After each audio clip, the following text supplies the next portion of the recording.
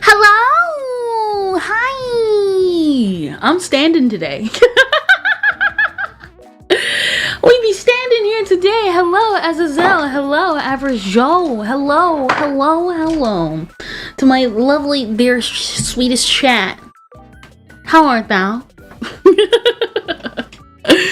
How art thou on this lovely, fine colored day? Xiao Su. Xiao Su. I have no idea what language it is other than Italian. I'm making lemonade, sweet lemonade. Nice.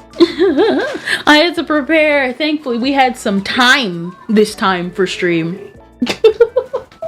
We had time on stream to actually start doing stuff. To actually set up this camera. A lot shorter than I thought, but hey, was actually a good idea because it's a Reborn reference. Hitman Reborn? Haven't seen it, but I do know about it.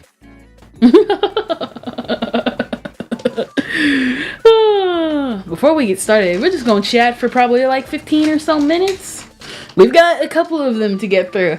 If you guys saw the message, the tweet I put out, as it turns out, we have a lot more, how should I put this? I got my art books that we were going to show today, and then the 3 art books that I had paid for previously showed up this morning, and we now have a total of 6 books to go through. Well, 2 of them are technically like figure books, so we're not gonna really go through it, but we can like go through at least a little bit of it. At least like a little bit of it. But yes, I'm kind of like, let me move this camera up. Like, move it away from the mouse so that it can see me without glitching. Oh my gosh. Yes, but like, man. No, but seriously, I was not expecting them to come today. In fact, I thought they were gonna come probably like 2 weeks from now, and we would have probably done like an unboxing-ish type thing. Probably like in February, sometime in February. I don't know. But yeah. But I'm excited to show you these, mostly because like some of them I'm like super excited. The one thing I'm sad is that literally before stream started, as I was organizing and stacking the books, I put one of the flimsier books on the bottom, and as I was picking it up, it accidentally creased a tiny bit on the cover, and it ruined my day. I'm kidding, obviously. No, I'm not. But I wish I didn't crease it. I wish I didn't. It was an unfortunate set of circumstances, but hey, at least the entire book isn't creased. No. Also, if you guys haven't, like, what is it? Can I, like, tell you guys a story? So, speaking of art books, crease it more. It physically hurts. Listen.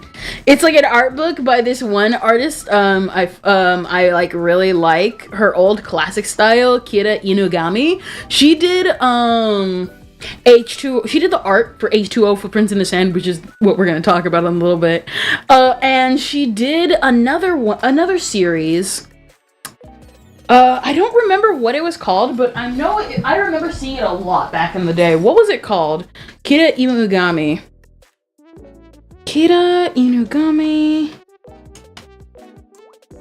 And the series she worked on was E10. Yes. Was it? She worked on E10, Seitokai no Ichizon, and of course Hayate no Gotoku. So I think like a spin-off of Hayate the Combat Butler. And Hekio Gakuen Saitokai Moku Shiroku. What I'm saying is that I really like her art. I really like it. Did you guys love my butchered Japanese? Yay! yes, everything. But yes, I liked it. And so the thing is, speaking of art books, and speaking of H2O, so she's a great artist. No, for real, she's a really, really, really good artist. And the thing is originally I was going to get a different art book, but I got these three ones, and I talked about it last time.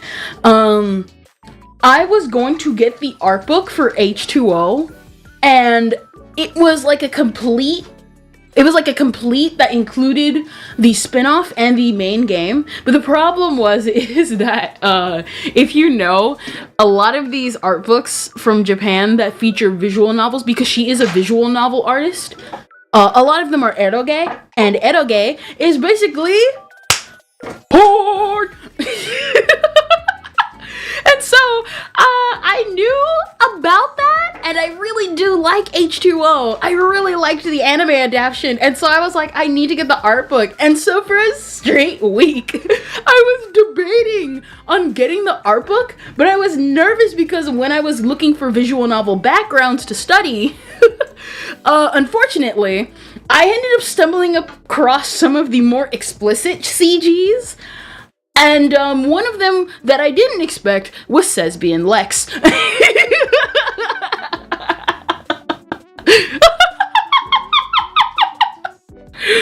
I was like, oh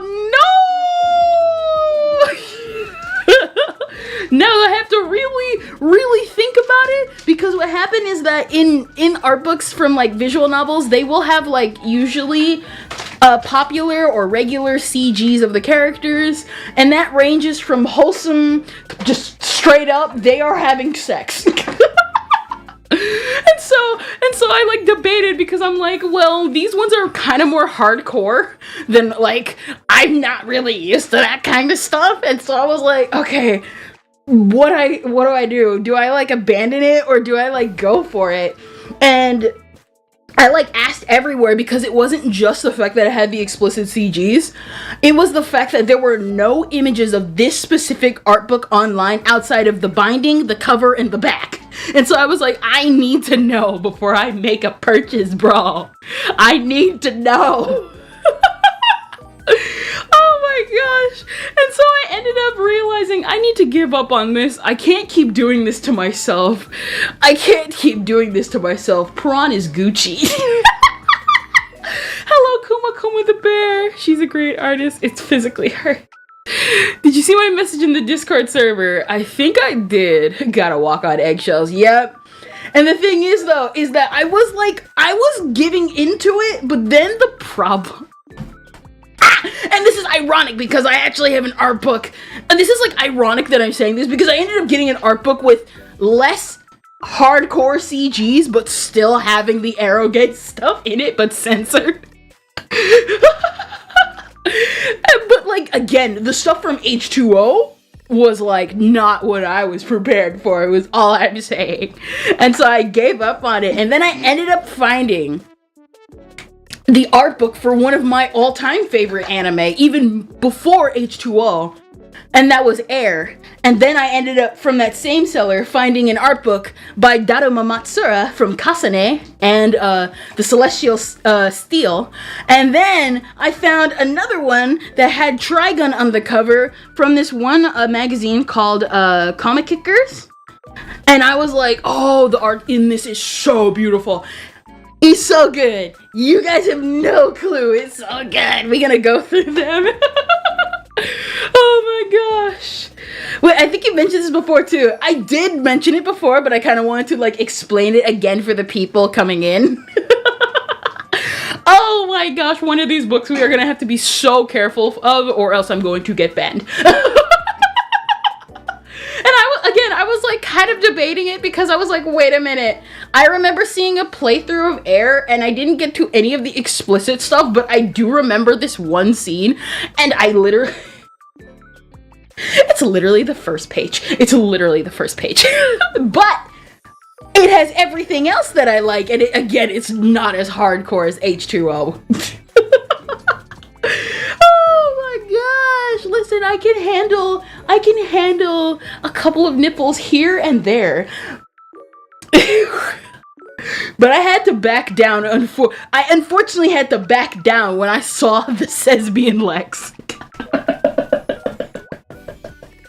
Oh my gosh! And the specific CG in question was anything but. Oh my gosh. Oh my gosh, oh my gosh. But yes, this is the art book one, and hopefully we can try to not flash ourselves this stream. But hello, ladies and gentlemen. For we are going to go through art books, but before we do that, how was your day? How was your day? Oh my gosh. Oh my gosh. How was your day? I should have recorded that. That utter meltdown. Oh my gosh. I'm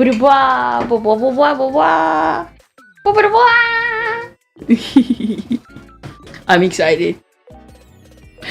Oh my gosh.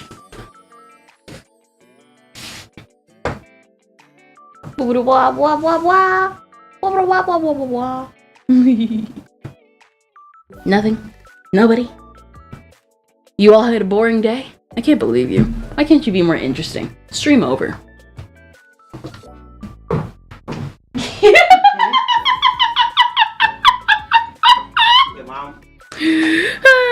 Forget that. Getting banned is the rite of passage. You know what? You're right. You're right. I've literally been editing some videos today and literally my laugh sounds like an air horn. Oh my gosh. Sorry, I'm a boring person. No. I was mostly just joking around anyway. No. I'm good. Notice how the intermittent... I'm still trying to get used to, like... if you guys saw, like, briefly last time, I'm, like, still getting used to the ending screen being a thing and not having to just go to the intermission screen for the ending bit. But I'm trying. I'm doing my best. But I think we should hop on over. Starting now to handcam. Hello! It's been a while since we did a hand cam. How art thou feeling? I got Korean books too. Oh my gosh. How's it good?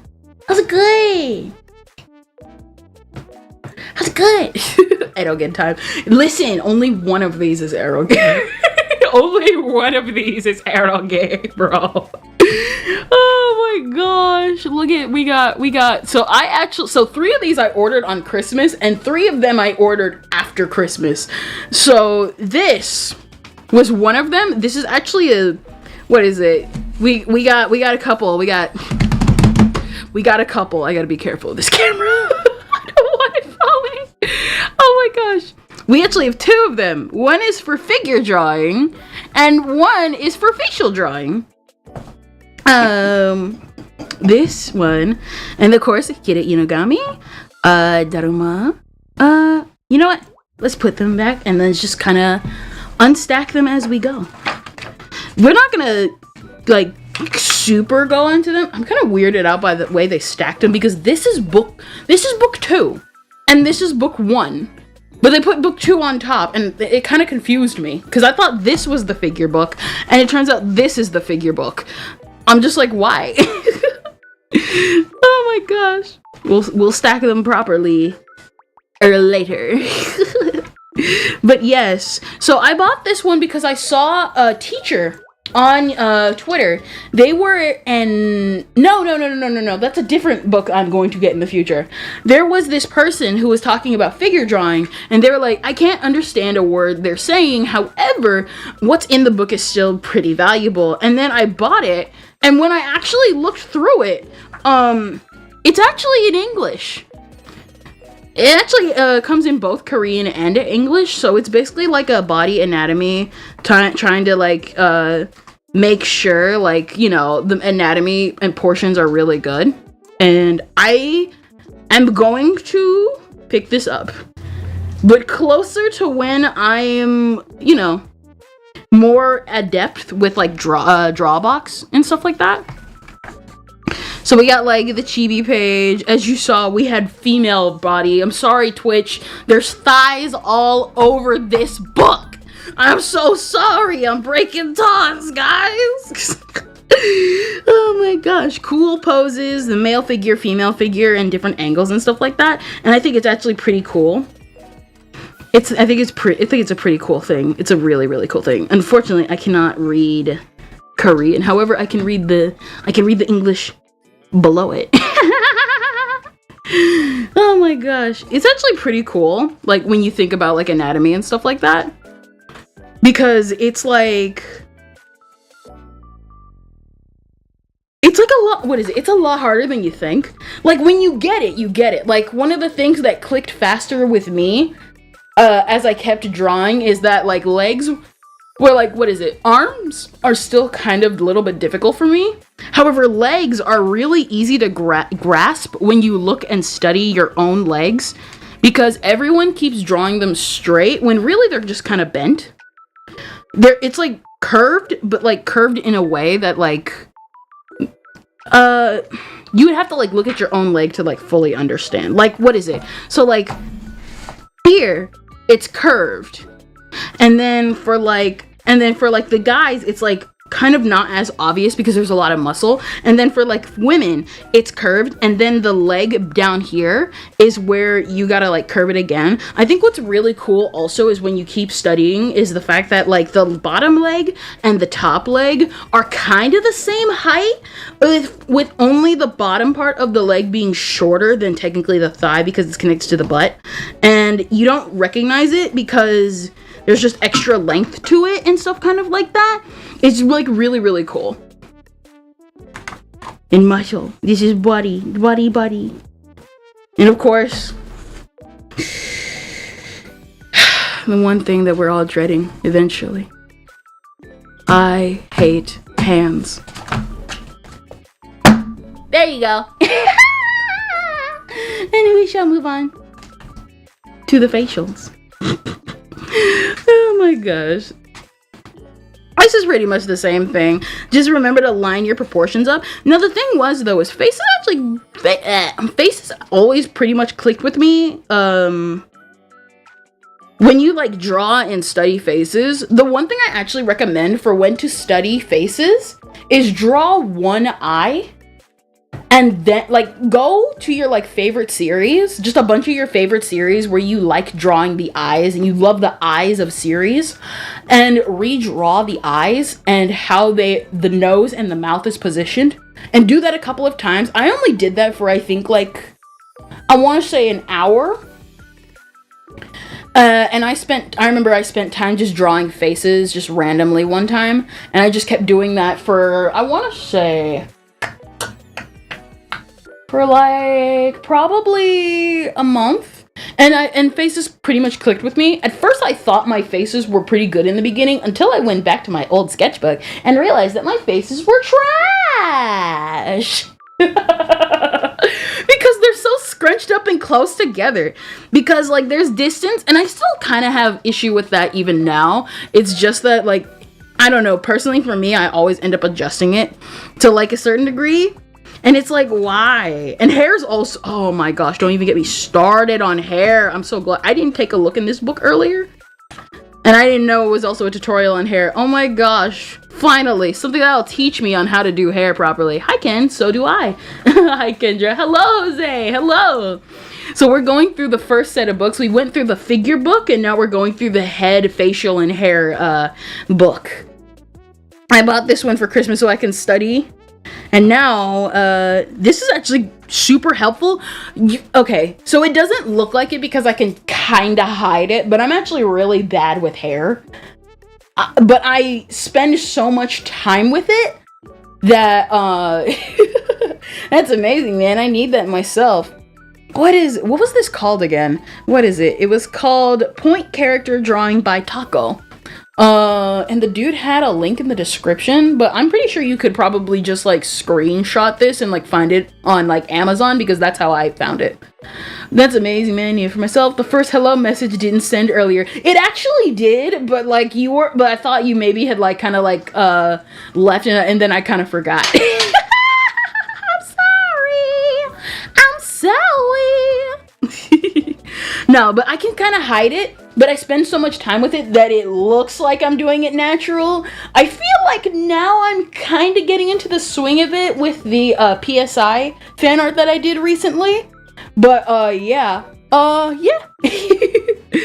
Oh man, it's really mostly the edges. Even like my bangs on my VTuber model, I'm still kind of working out the 2.0 ones because I want them to be sort of easier to draw, not only for myself, but for you guys too. Mostly for myself though.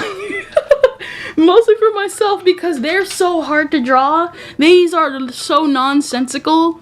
And now I'm finding, unfortunately, I gotta normalify my bangs a little bit. I gotta normalify them a little bit to make them easier. Oh my gosh. I think the one that gets me the most will always have to be really gathering them up and making like ponytails and stuff like that, because it's like, I mean, I guess it just comes down to like just, because I know how to draw a scalp, but it's gathering the hair to create the scalp. Oh geez, remember when I spent like way too long drawing Roan's hair for that one girl's short. Dropped in, hello, drop the baton. You could go for Hime bangs. What are Hime bangs? Ah! What are Hime bangs? Stay open. Stare at the man butt. What are Hime bangs? Hime bangs. Because I'm a Googler. Hime bangs. Bro, this is one of the most difficult cuts for me. You guys are like, go for the Hime bangs. That's the hairstyle I had the worst time drawing. That was the worst hairstyle I drew. Not the worst hairstyle I drew. That's the hairstyle I did for Roan. Man, that was a nightmare and a half. Oh my gosh, that was an absolute travesty had I not spent like a week trying to perfect it. Definitely hair in the wind is something I gotta work on, mostly because I haven't tried it yet, but I want to. But it seems so difficult when you like don't understand. Cause like I understand hair goes backwards when wind blows in direction, but it's drawing them differently, you know? I'm not. Oh wow. Like I'm not into this. I'm not. Oh my gosh. Oh. What is it? And then this one. Huh? Oh, I was like confused. This is the hand from a different direction. And then, oh, this is also feet and hands. Okay, so this is that. Oh no! I almost thought! Wear gloves, you're breaking my immersion. Immersion is for the weak. Immersion is for the weak. Now let's correct these like the good Lord intended. Book 1 on top. Book 2 below. Oh my gosh. Oh my gosh. Let me see. Let me see. Ah! I was like messing with the camera earlier and I accidentally tipped it, and apparently it's like a little loose and crazy. So I'm trying to keep it good. And that was books 1 and 2. This isn't HOTLINE. She ain't gotta worry about hand condoms. Not the hand condoms. Oh my gosh. Oh my gosh. Oh my gosh. What is this? What is this? What is this? What is it? What is it? Okay. Now we move on to the interesting stuff. Anime related stuff. So this was the thing that I was going for, booty cheeks. This is an art book. A fan book, really, by Kira Itogami. I was really interested in this one because, again, same artist as H2O Footprints in the Sand. I love the style of, even worse, she's black. Don't worry, guys, I'm already black as my VTuber. My immersion is still with you. We'll probably do gloves in the future. I'm still thinking about it. Oh my gosh. But yes, I do love it. It's really, really good. And it smells nice too. See? Japan. What the crap? I've like opened this and I try to keep like the stuff that was in it when it originally like was done. Oh my gosh, what is it? I'm trying to not fold it. I know new book smell. The new book smell is great. I almost wanted to eat it. Oh my gosh. It's super, super good. I don't really want to bend it. I don't want to bend. I really don't like bending these because I know it's like I'm going to be using these to like study like the visual novel art style and stuff like that. But like, I don't want to bend it. I don't want to bend it. She's not joking. She actually eats books. What?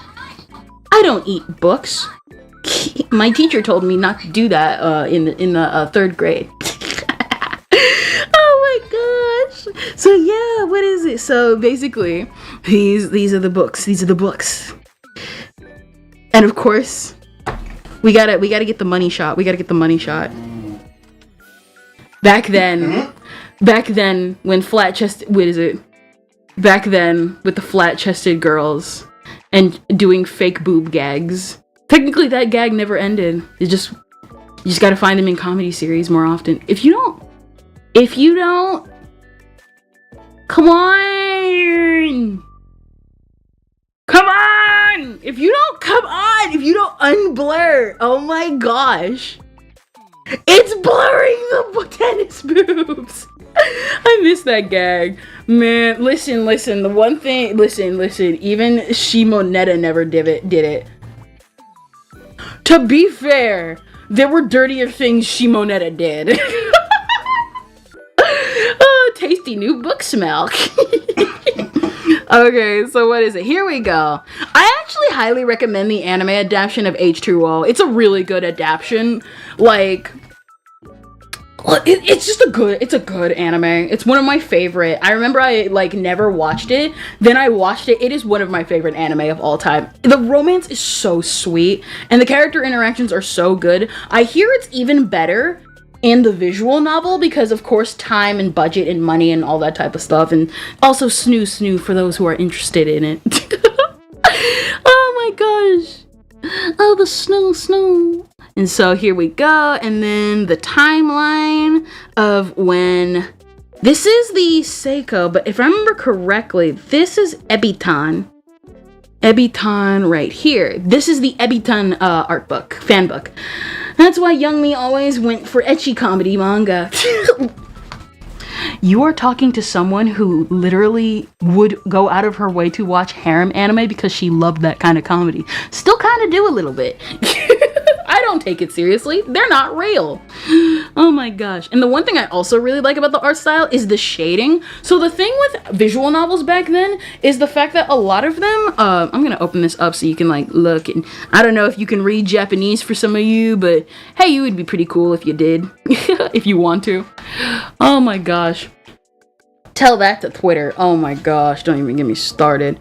Twitter is, listen, I didn't listen to Twitter because I didn't have social media when I was a kid because my mom was smart like that. So I just browsed on YouTube for any anime that was available. There's still some old school anime on YouTube that was available, which is why I went for like, I think it was Strawberry Panic. Something about strawberry panties or something. And man, the animation, some of them where the animation is dated, but at the same time, I really kind of like it that way because it's just something of the time, you know? It's something of the time. Oh my gosh. And like one of them, like what is it? The strawberry ones I told you about. Man, just the fact that back then, like even though they like call it out, they were just yelling in the hallway about just strawberry panties. It was so ridiculous. I love it. Oh my gosh. And here's one of the characters. I can't read her name, but she's from Ebitan. Oh my gosh.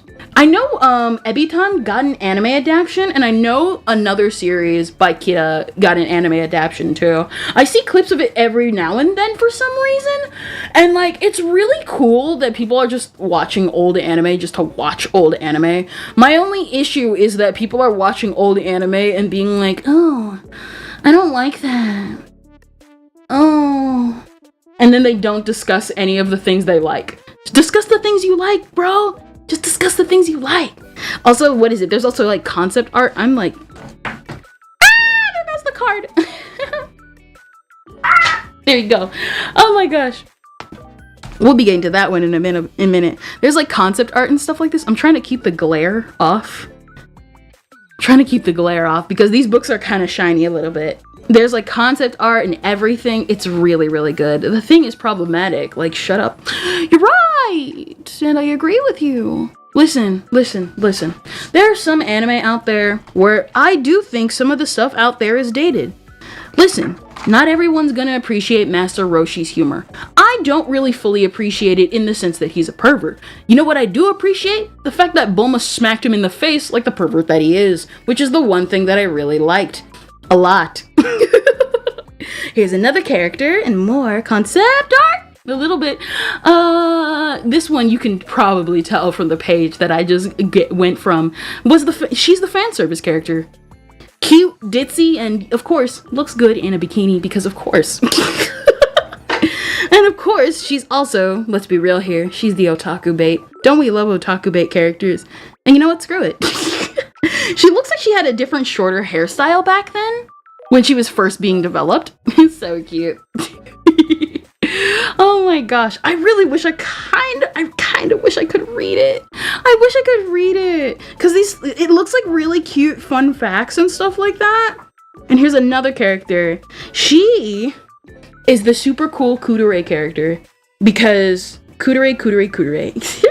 The funny thing is that I admired this art style, but I never watched the anime adaptations of it because I was more busy like gawking at the art than actually watching the anime in like general. And then I was watching Let's Plays and stuff. There's also Please Teacher. I'm gonna see if Please Teacher has an art book because man, that would be pretty cool. I want to show you these without it blurring. Hopefully, like, some of it's kind of coming through. Okay, here we go. Finally, some of these pages are coming through.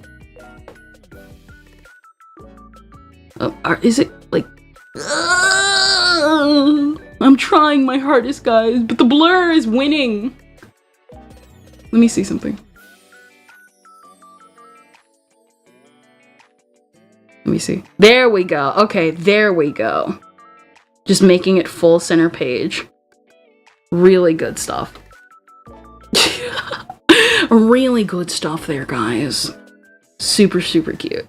I love Moe. I love art. I love 2000s art, bros. Why did I close this up as if we were putting this book away? Oh my gosh, we've only gotten to like Girl number 3. Giving up for the weak. Giving up is for the weak. You're right. And then we've got one more girl. She doesn't have a full illustration. Does she not have a full illustration? She just has a chibi. Yeah. What is it? There is technically the H2O manga. The manga looks nice too. Really cool stuff. Early 2000s art and 90s art just hit different. Like, one of the things I really miss from old manga and anime, can I be real with you? I miss the unrealistic hairstyles. Like, how should I put this? I miss the unrealistic hairstyles of anime characters. And not talking about the colors and stuff like that, because they still have the colors. But they feel more real. The hairstyles feel more realistic, less sharp nowadays, you know? Like Yugi. Yeah, like Yugi, or even just the girls in Ebitan. Like, this one has the, like the classic, like, side bangs that you technically can't see under and stuff like that. Or, like, not this one. Well, I mean, technically, yeah. But, like, I don't know. There's, like, something about this hairstyle. And the way they, like, drew these and stuff like that. The multiple strands of hair and all that type of stuff. And I was obsessed with it back when I discovered anime, too. And, like, it's not a bad thing to want realism in anime. But it feels... How should I put this? I would not want realistic hairstyles in Nichijou, despite the fact that the hairstyles in Nichijou look realistic. You know what I mean? And tunnel bangs. Yes.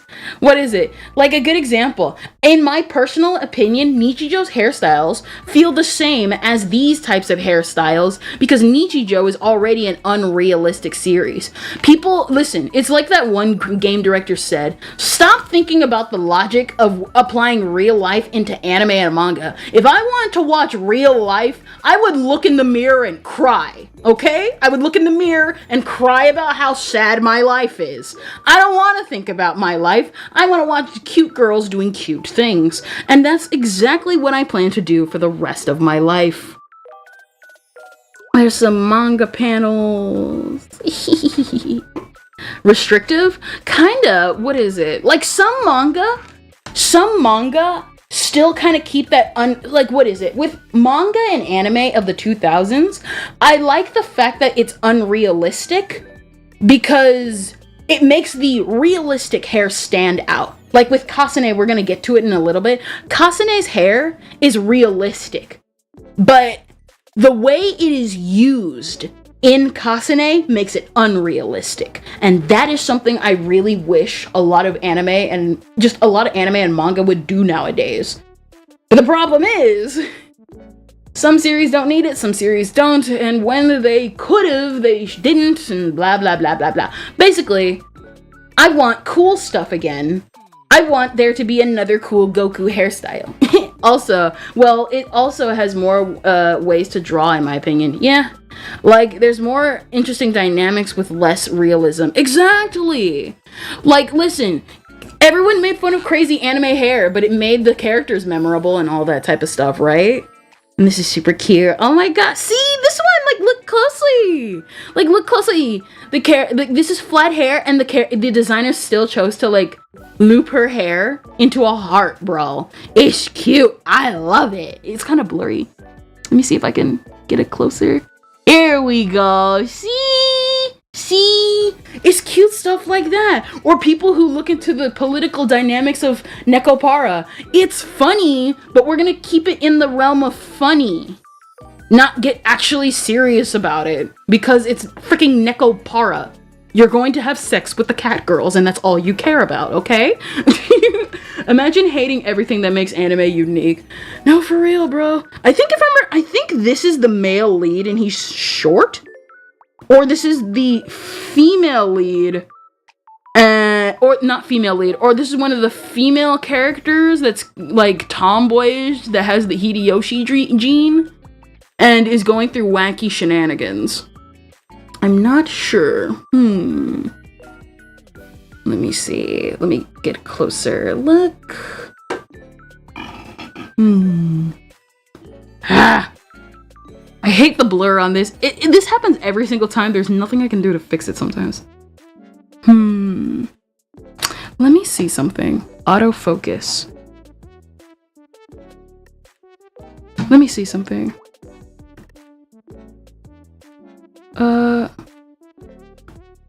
Let me see. Did this work? I took it off autofocus. Yay! You can actually kind of see it a little more. Oh my gosh, thank you. Let's take it off of autofocus and see if... Okay, hold up. Let me see. I'm zooming in. And now it's blurry as crap. Oh! Okay, there we go. There we go. Okay. But when I... That makes it super blurry. There we go. Okay, there we go.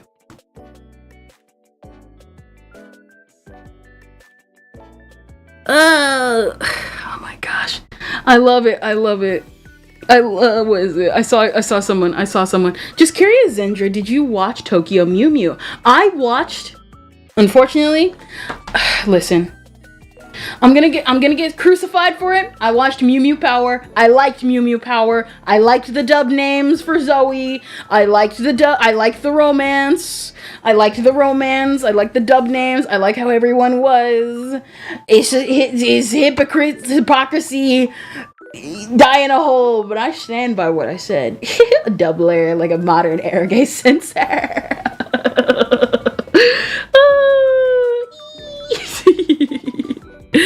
Nah, Zendrilline apparently.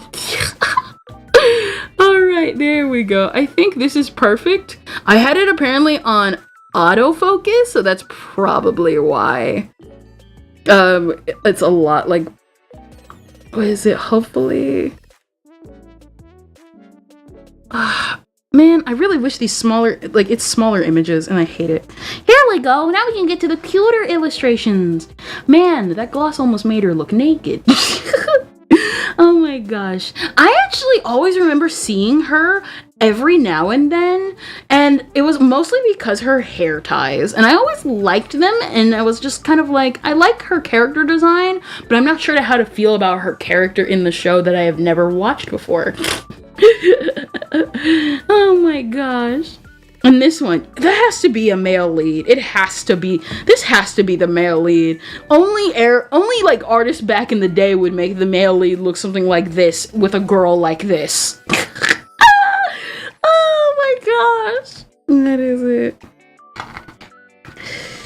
Yes, that's also the reason why fashion and how they drew clothing. Again, the shading back then was beautiful because back then it was kind of the limitations where everyone was like, oh, we're just gonna shade with black and all that type of stuff. And then obviously as they got more advanced in art, they started abandoning that and shading in black and applying different types of color techniques. And I'm just like, but I like your old art style better. Oh, do you prefer the old series? Did you prefer the old series of the new series? There are some aspects I kind of like about the old series that I like more than the new series, and a lot of it has to do with the costumes. There are some aspects in the costumes I kind of wish they did not take away. For one, I kind of miss the fact that Ichigo had pink hair in her Mew Mew outfit, and it made the magical girl transformation more unique and why she like, it's one of these things where it's like, on the one hand I don't want logic in anime, and on the other hand I do want logic in anime, and I kind of really liked the fact that her hair transformed with her outfit because it felt logical. And so when she doesn't, because obviously Strawberry Ichigo Mew, she has to have the red hair. I don't hate it, but it's way better than Mew Mint. I don't like Mew Mint's new design. Her hair looks kind of bad. I'm sorry. And they did my girl Lettuce dirty. They did Lettuce dirty. They took her antenna away, so now she just kind of looks weird. She looks kind of weird, bro. More chibi. And succubi. I'm kidding. Oh my gosh, I love this. This is so good. It's so good. The lighting, the hair, everything. Like I said, the one thing I really love about old visual novel art styles and stuff like that has to do with how they're shaded, how they look, how they're different from the average, like, anime adaptation. Like, the one thing I always was annoyed about as a kid was how, like, whenever a visual novel would get adapted, they always would change the shading style and the eye style, specifically the eye style. Suck. Nowadays, characters express their emotions through their algae. Oh, technically they expressed it back then too. Oh man. What is it? The one thing, like, what is it? Back then, so this also happens in, like, modern visual novel adaptations too, and I don't like it. Whenever they get adapted, they have the art style simplified, obviously, to streamline the process, but the eyes are always tampered with, and I don't like that. They did it for Danganronpa, the animation too, and I don't like that. So in Danganronpa, the eyes look a very specific way, where there's light, but the design focus is on the eye, in the design within the eye, and the color and the blankness of it. And I love that design about Danganronpa. It makes them still feel alive, while also flat at the same time. So when they got an anime adaptation, there's just this big white glow, or big colored glow, at the bottom of their eye. And I'm like, can you take that away, please? I'll probably make a YouTube short showing, like, pictures and stuff like that, but I hate it. And they did it with the E10 adaptation too. You're flat? That's never gonna happen. Oh, I'm late. What is this? We're going through art books. My art books that I got for Christmas. And recently. I want to share them. But one thing can I be real with you? One thing I also really like about the early 2000s is the way they drew chibis, bro. Like, these are chibis, bro. These are chibis. I love the way they draw chibis back then, because they really genuinely felt like chibis. Nowadays, people keep trying to bend flat as justice. Anyway, my man, you're a classic. You get me. You understand me. You know the terminology. Flat as justice. At least flatter than me. Like, that's ever gonna happen. What is it? One thing I really like. So nowadays people try to bend what chibi is. You cannot bend a chibi. The thing with chibi is that you have to remember they're a small deformed version of what your avatar is. They're not like lolly, where they're small, but they're not deformed. They're just cute. Lolly is where you are cute. And you don't have to be sexy. You can be cute and be lolly. And the thing with chibi is the fact that chibi is basically taking all the attributes and trying to fit them all on you as much as possible. A good example is not just this too, but also Nagizaka Haruka no Himitsu. That's another example. There's a reference to that in Genshin. Exactly. Nendoroid. Yes!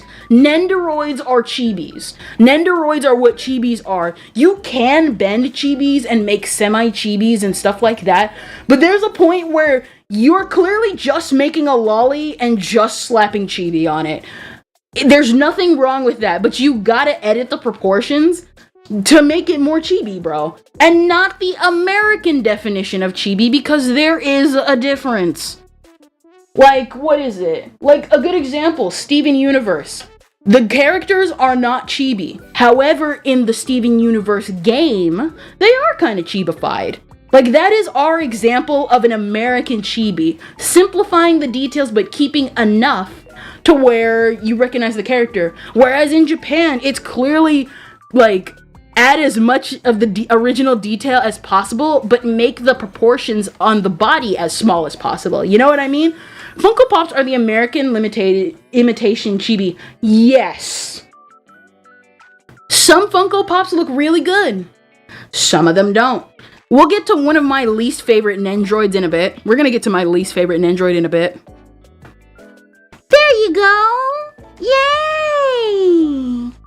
And I don't know what this page is, I know this is obviously like art, but I think this is talking with the voice actresses and the staff and stuff and the illustrations Kira drew. Oh, this is for the drama CD. So one thing that was really common back then was that anime adaptions would do drama CDs for visual novels. For like visual novel adaptions, because it was more content for the fans and stuff like that. These are the voice actresses. Their hair is mostly brown, and I did not expect that. And they're super cute. They're super adorable. Let's see, can we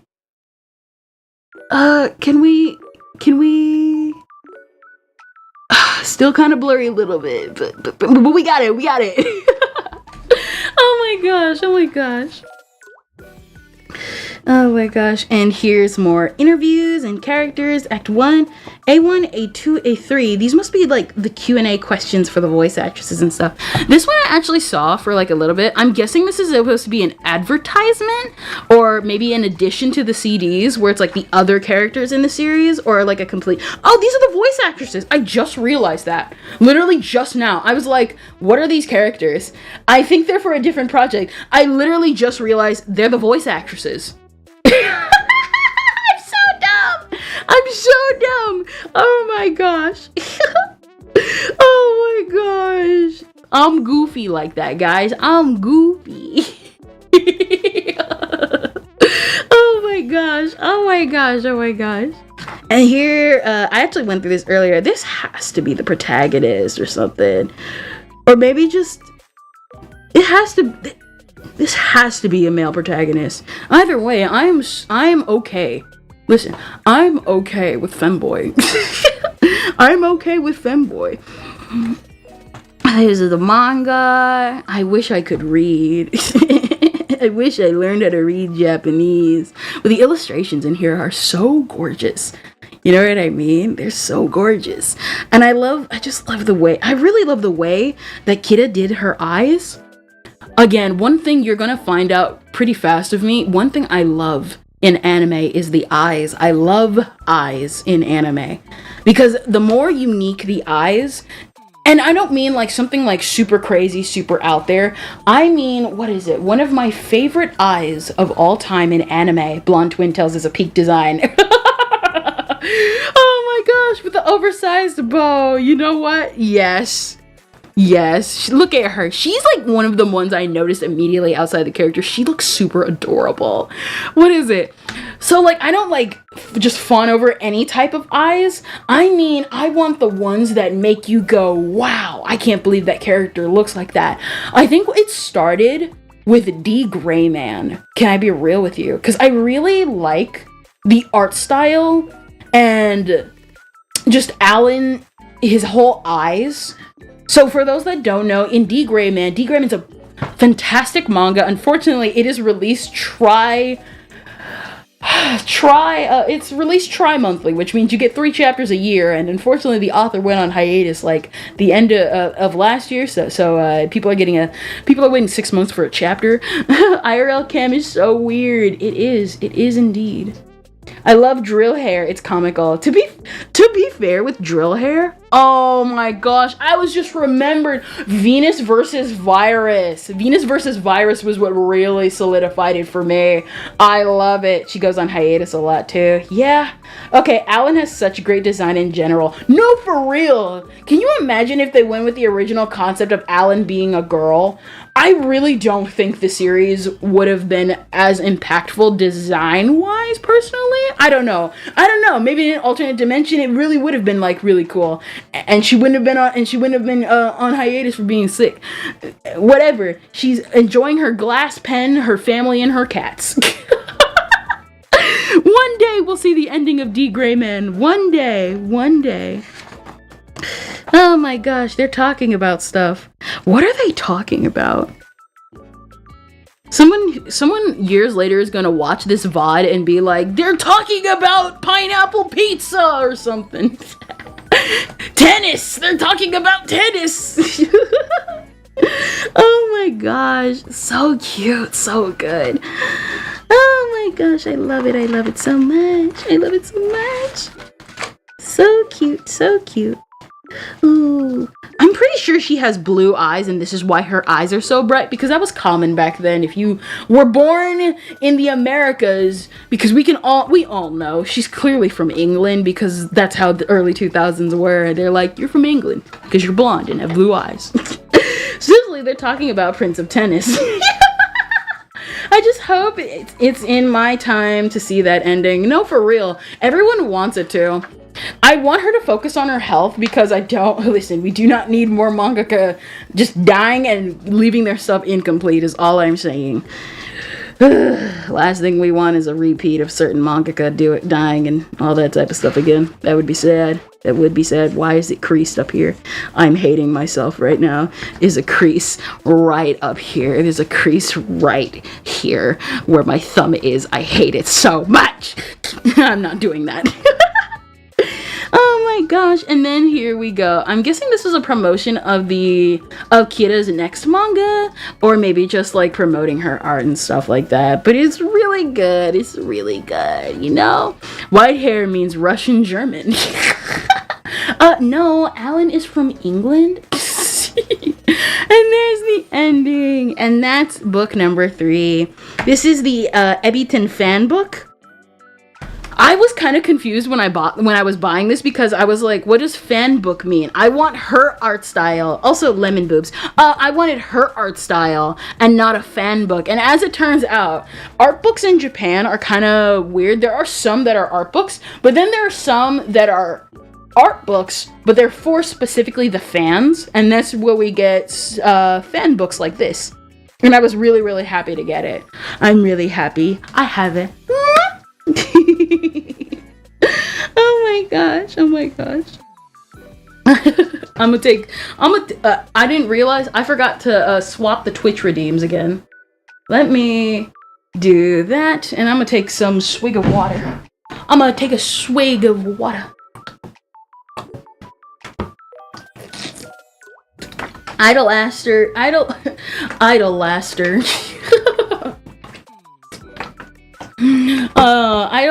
Idolmaster Anastasia, my waifu. Man, I remember one of the reasons why I got into anime was because of Idolmaster.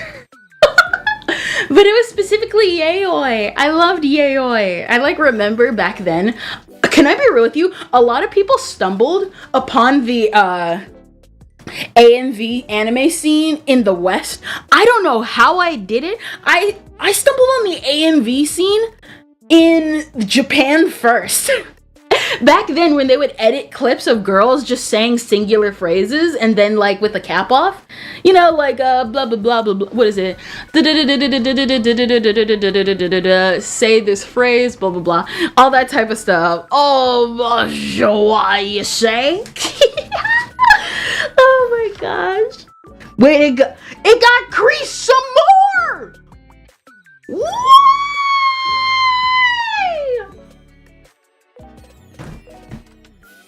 My day is ruined. My day is ruined! I'm here. Hello. My day is ruined!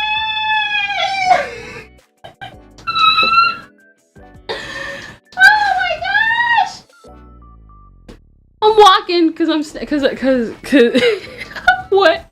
I'm walking around because I'm like standing this stream. I'm standing this stream. What? Explain. We just got through the 3rd book, and unfortunately, I accidentally creased it at the top, and it was only lightly creased earlier. I don't know. Maybe it was because we were looking through the art books, and I ended up bending it a certain way, but it like creased some more, and I hate it. I literally went out of my way to keep it from getting creased for like 2-3 weeks. I crease it the day of. I got into AMVs because of that Blend S Snoop Dogg remix. To be fair, it was a really good remix. Oh my gosh. Today, now we move on to the 4th art book. This one is so good, by the way. I'm saying this right now. What remix? Blend S Snoop Dogg remix. We were just talking about remixes. Oh my gosh, this one, I am so happy I stumbled upon this one. So for those that don't know, Matsuda Daruma is one of my favorite authors of all time. She made the manga Kasane. Go read Kasane. It's a good manga. It's a really good manga. Again, if you are disappointed in Oshinoko, it doesn't have the best ending. But if you like Oshinoko, and if you really like Act Age, I feel like a lot of what could have been done is in here. It's not, again, like I said, it's not the best ending, but it's still a good series. Really good series. Show me your hooves.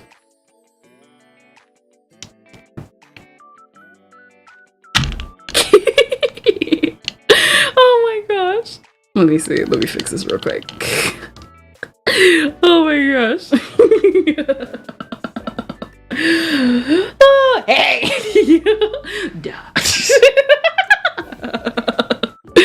Oh, be careful, woman. But yes, I love Daruma. This is her painting. This is I don't know if this is Izana or Kasane, and I'm pretty sure it's Kasane on the cover, because this is actually what she looks like.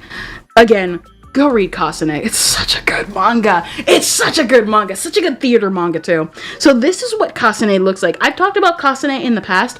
Again, it's about a woman, or at the time a girl. She has a really ugly face due to a lot of lore and myth reasons in Japanese culture.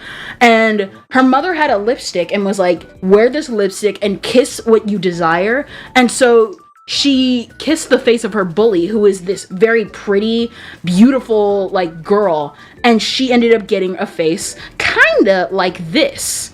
And she ended up having to abandon the lipstick immediately, because it kind of resulted in the girl falling off a building by accident because she threatened Kasane, which is why she has the scar on her face that we see on the back of this book. But that's all the spoilers I'm gonna give you. That's all the spoilers I'm gonna give you. Go read Kasane. It's a very good manga. And if you don't read Kasane, why don't you go read The Celestial Steel? Kendra should get a shiesty just as a security measure. Shiesty? What the crap is that? Deer has the crease curious trophies. Especially with the camera. Don't worry, don't worry, don't worry. I've been making sure of the camera multiple times. Not only that, usually I have my phone on my desk, and now I gotta keep it on me and either put it on the floor or put it in my pocket. But yes, I love Kasane. And so when I got this art book, I was shocked because I did not know she even released this art book. Apparently this art book is actually kind of rare, or at least it's no longer being sold. And I was like, I'm getting this for a steal, because I think it was only like $20. I suddenly pictured you excitedly stomping out of nowhere.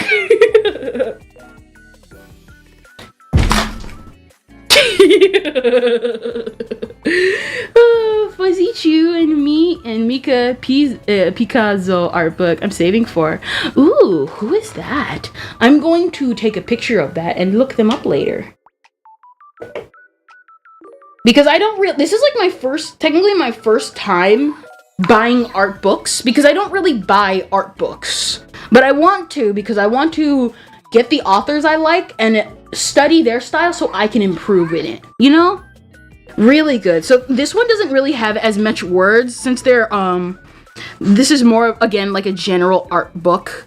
Like you buy this book because you like Kasane.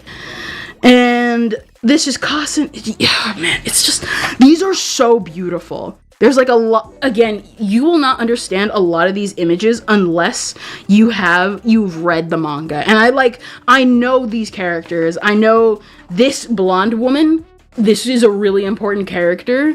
And this silver-haired woman, she's, I think, platinum blonde. She is linked to so much stuff that happens in Kasane. It is so crazy. It is so wild. It's such a good, like, super, like, the thing also is the fact that, like, it's like a psychological horror. Like, the author describes it as a horror from the tags, and I'm like, this is psychological. I feel nothing but absolute sadness for these characters.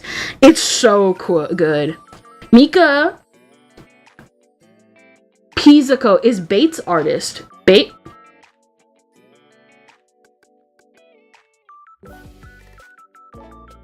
You're not talking about baits, right? Right? Again, I should also come in to say this is not a Yuri, and you will quickly find out that it's not. If anything, I think it's really just about theater and the sadness. It's really just it's just a good tragedy. It's just a good tragedy. This is also really big lore stuff. Oh my gosh. I'm like 100% sure this is Izana. I think it's like Izana. And this one might be Kasane, or it might be Izana. You'll know who Izana is when you read. But it's not a gay tragedy. Oh my gosh. This one. I forgot his name. It's been a while since I read Kasane, but this guy's also important.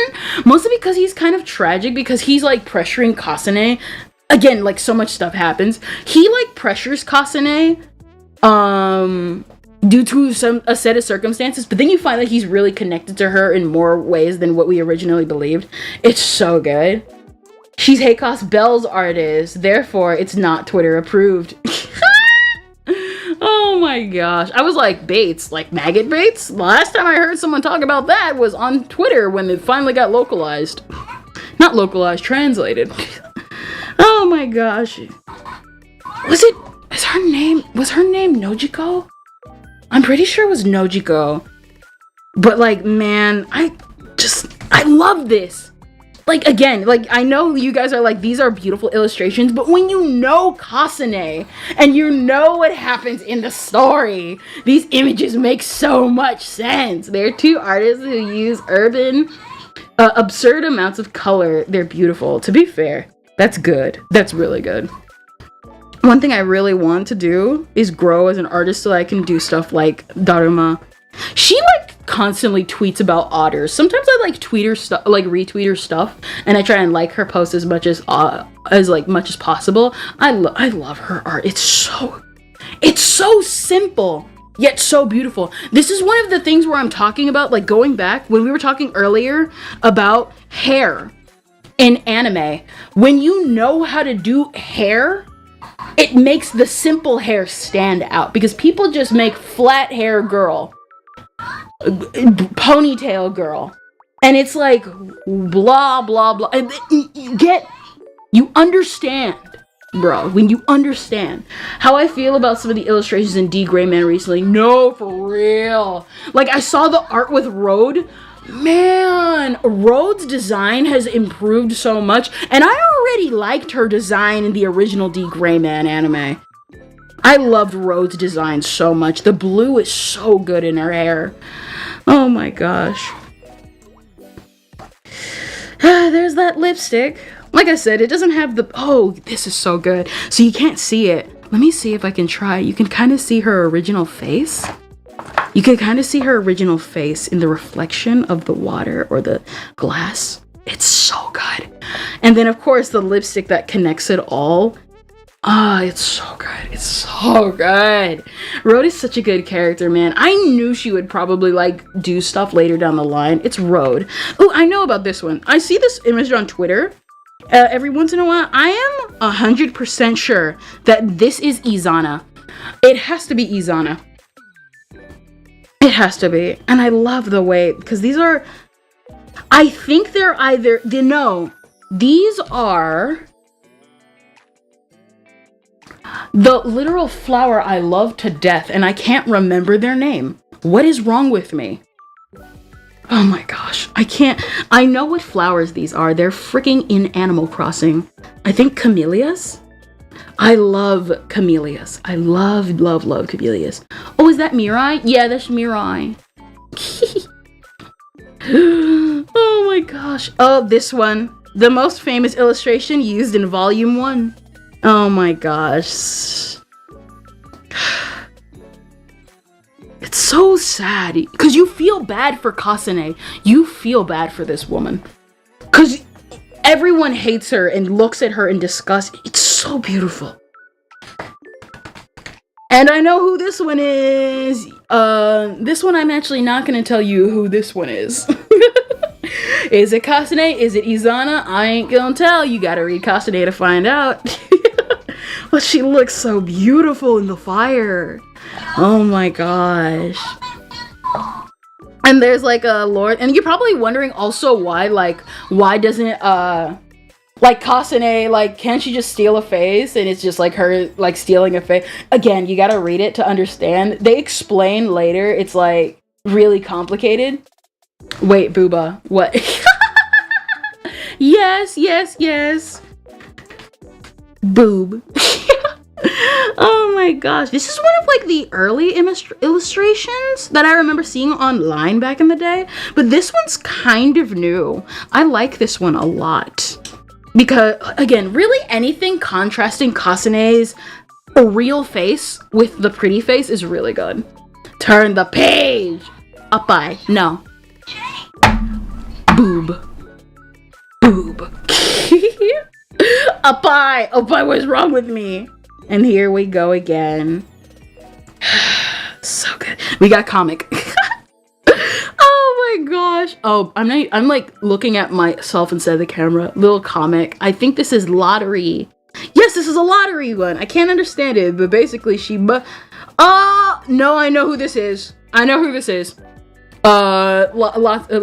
She's well, when you know she's pretty poor. I remember, I'm like, a lot of this stuff is coming back to me and I'm remembering. Oh my gosh. And this one's also a pretty tragic piece too, because these two are so sad. Bro. I want to really talk about Kasane right now, but I can't. I can't talk about Kasane without spoiling it. You gotta like read it to experience it. You spin the thingy and out comes a ball. That's all Bonnie Barkwell needs. Oh my gosh. I think when it, like, what is it? Like, it's just really good. It's really just beautiful. It's just beautiful. I love her art style so much. When they release the art book for Celestial Shield, I'm totally grabbing it. It's beautiful. And here is Kasane with the beautiful face again. The perfect, prettiest face of all time. It was so good. So good.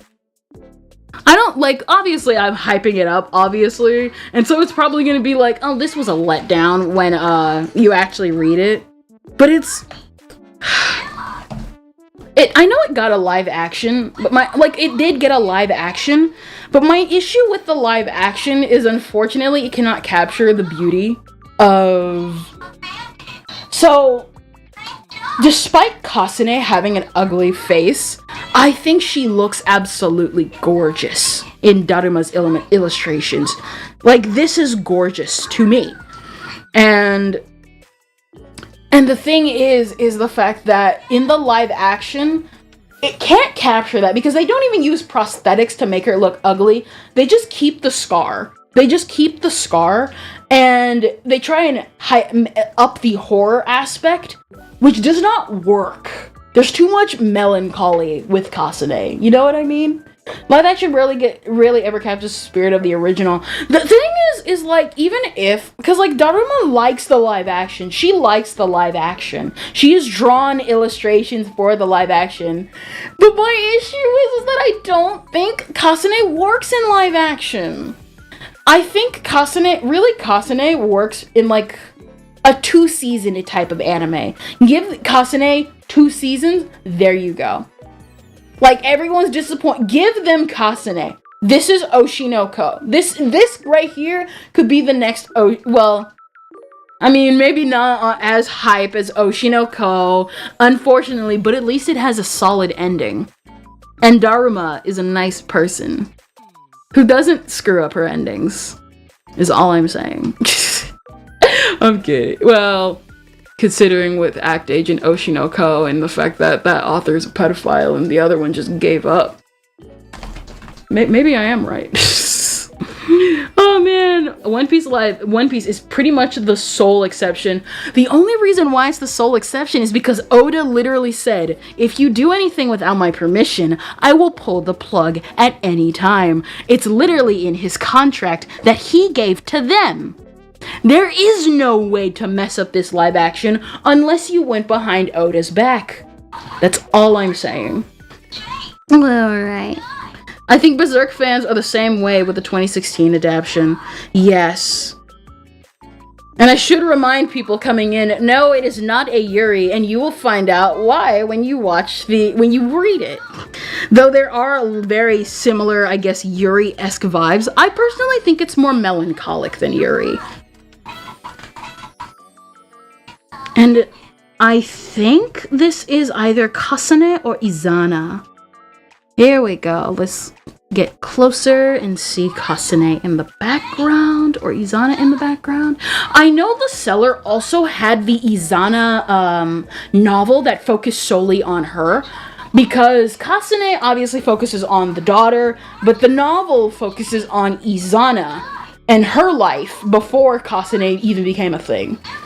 Twitter can't tell the difference, therefore not exist. You're right. Oh my gosh, more... I don't know how to feel about this illustration. It's more realistic. It's more realistic. I'm not even doing it properly. I'm not even showing it in the camera properly. I'm literally looking at it, ignoring the camera. It's so good. Oh my gosh. I kind of think it's okay, but I do understand. I like it. I kind of like it. I kind of don't. At least compared to the illustration next to it. Oh, that's beautiful. That's beautiful. That's a money shot right there. If only our girls could be happy. Oh man, beautiful. If only our girls could be happy, bro. And then here we go, Christmas illustration. Oh my gosh. I'm like vaguely starting to remember this character. I remember this character. And there we go. For those who know their theater, man, does this feel symbolic. Oh my gosh. For those theater kids out there, if you know what this is, I think Kasane does a really, really good job portraying the tragedy of Macbeth. Oh my gosh, it portrays a very good tragedy of Macbeth. Oh, look, fan service. Yes, bikini swim shoe Kasane.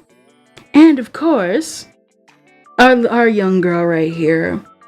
I know who this is. You gonna have to read to find out. I know it's the sad thing. She's a sad girl. She's a sad girl. And here we go. A couple of the characters. Yeah, he's in the back. He's in the back. Nojiko! No, I think Nojiko was the childhood friend. Or maybe it wasn't. I'm trying to remember all these characters, bro. Oh my gosh, and there's her, and there's Kasane, and then here we go, him. There we go. He's very important to the lore. Insert wolf whistling here. Oh my gosh. And then, of course, here's Kasane with a rose. Very, very beautiful. I love how it slightly stains her cheek, kind of like the lipstick. Man. Here we go. I think this one's kind of like a semi-reference to the Cinderella story that happens in the beginning. Or it's a reference to the Galactic Railroads. The Galactic Railroad story that happens a little later into it. It's a really good one. And of course, we can't forget Kasane and her mother, Shadow. An unfortunate thing. It's kind of sad. Yep. It's a sad thing. And there we go. There we go. And I really love the way Daruma draws ugly, if that makes any sense. I'm like, I keep going back and forth saying this is sad, this is beautiful, this is cool, this is awesome. But like genuinely, I love Daruma's art so much. It's gorgeous. Here we go.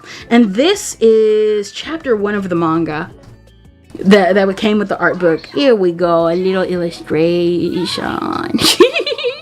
Here we go. Here's Izana, her mother, and here's Kasane. Oh my gosh. A sad, tragic fate for a sad, tragic girl. Here we go. Here we go.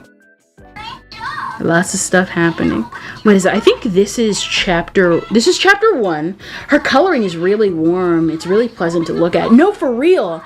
Like, this is one of the things where I mean, like, the eyes are really, like, a good capture. The orange and gold, because that's, like everything I'm noticing about the illustration is how sharp Kasane's eyes are. Because through each shot, you see the other character. I can't spoil the other character. Her eyes are dull due to her circumstances, and it really contrasts against that. And her face is so beautiful, and her eyes show so much misery and sadness in color and in expression. But Kasane's eyes are so sharp and so just, it's like they're the eyes of a fox, if that makes any sense. A scared fox, but someone that had to do it to survive and stuff, And, okay, this is like, what is it? A couple of stuff happens. I know for some of this stuff. Oh, yes. Okay, it's like kind of intersplicing some chapters. It's kind of intersplicing some stuff that happens. It's intersplicing a lot of stuff that happens. Really, really good stuff. I hate you. And I hate him a lot. Oh, wait, no. I don't think I hate him. It's a different guy. Never mind. No. He's a different guy. I'm not getting into spoilers. And then, of course, here's Izana. And here we go. Another Izana. And this... I don't know who this is, but I think I know who it is. Here we go. See, look. Oh. Brother man killed. Does he have a beard? Yes, he does have a beard. What is it? Let me see. Yes, he does. You kind of can't see it because I'm bending down. That's like the rarest thing in manga. She knows how to do like beards and everything naked. Yeah. Look at that smile. I don't know if this is Kasane. This is Kasane. She has the scar. You see that?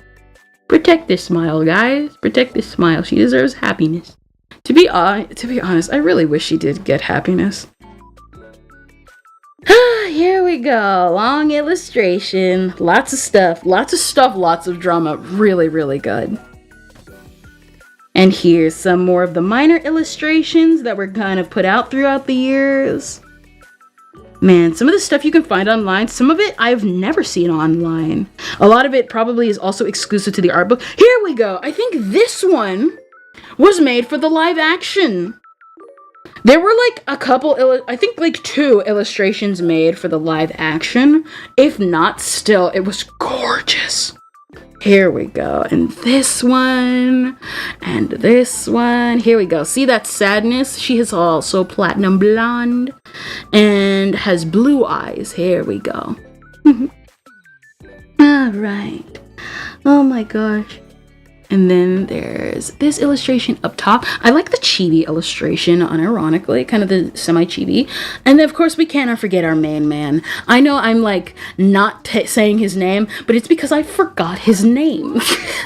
But he's super important. He's, like, super important. Here we go. No, that's not the illustration, even though it's really close. I think if I remember correctly, this one is in reference to the ending, or it's a reference to the final play.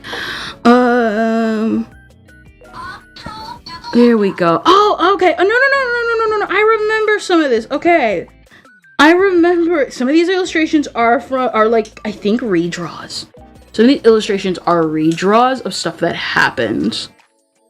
There we go. Making tips and techniques. Okay, so sketching. Oh, cool. She has like a little illustration, like technique guide. So here's the original sketch, the blotting out, the semi-render, and the final render. Absolutely gorgeous. I love it. Oh my gosh. I think these are also, these like go on. Oh, there's still more. Oh. Not the final render, but like more rendering until the final render down here. Oh my gosh, I'm so ditzy. It's hot. It's hot in here. It's kind of, I'm kind of getting cooked in here. We've only been up for like an hour and I'm already getting cooked standing. Look at it. Look at that tragic girl. Look at that tragic girl. She's finally receiving love in manga form. Oh my gosh. I think these are the author's words talking about certain pages and how certain illustrations were made to be, because a lot of these were made into covers. Here we go. Lots of hatred and lots of beauty. I love it. So good. So good. Oh my gosh. And of course, these are the illustrations and the covers. Ba-ba-da-ba, ba-ba-ba-ba. And here we go. Is that? There we go. The final illustration in the Kasane art book. I'm so happy to have this. I'm so happy to have it. Oh my gosh. Whenever my VTuber birthday is, happy birthday to me. Oh my gosh. Oh my gosh. When will our... I think summertime. Yeah, summertime. Happy early summertime birthday to me. Oh my gosh. I'm gonna stretch and drink some water. Because I gotta get water.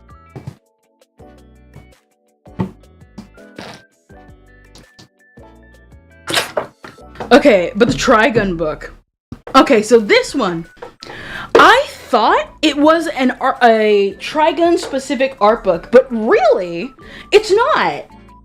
It is a magazine for art and from different creators and like production and all that type of stuff. And that was even better than what I initially thought, because the art in this book, when I checked it out earlier, is gorgeous. I've never heard of some of these series. But yes, we do have Trigun, and specifically Trigun Maximum Vash the Stampede. That's the one reason why I bought it. I might get a dedicated Trigun art book at a later time, but man, comicers. I don't know, color technique book issue, semi-annually visual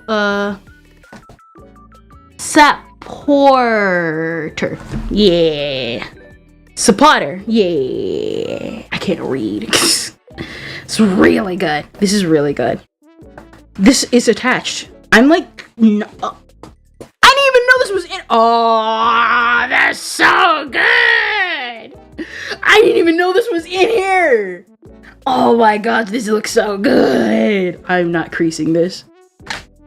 That's okay. Neither can I.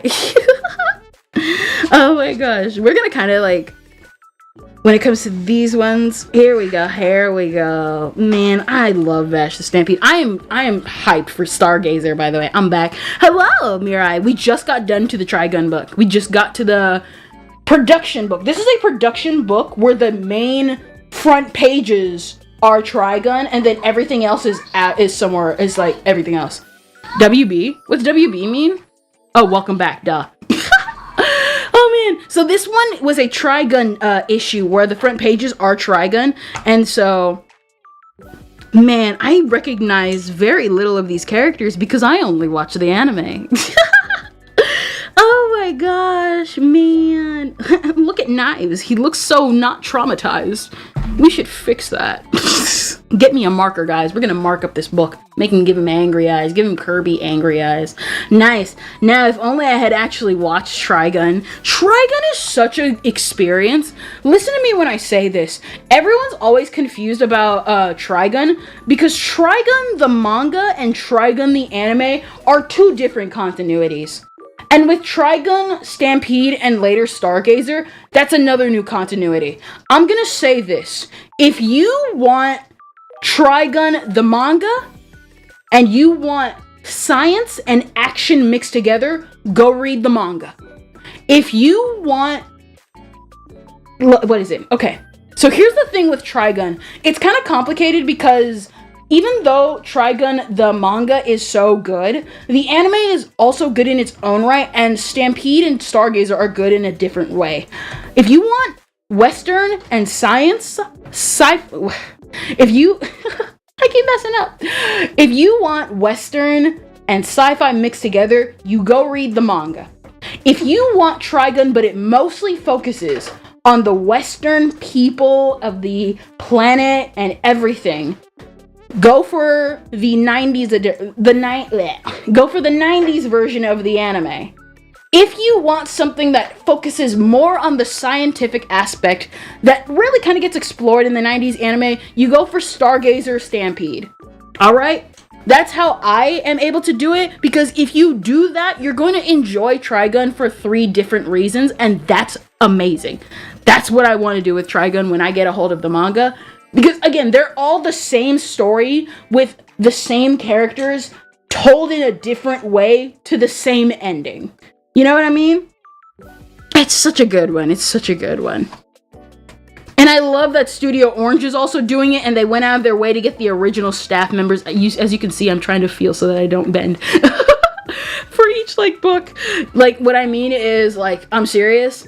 When it comes to Stargazer and Stampede, I couldn't ask for a better studio. It's the fact that they went out of their way to get the original directors and animators. Even if it's a different medium of 3D, it's the fact that they still have a level of respect for the adaptation is all I'm saying.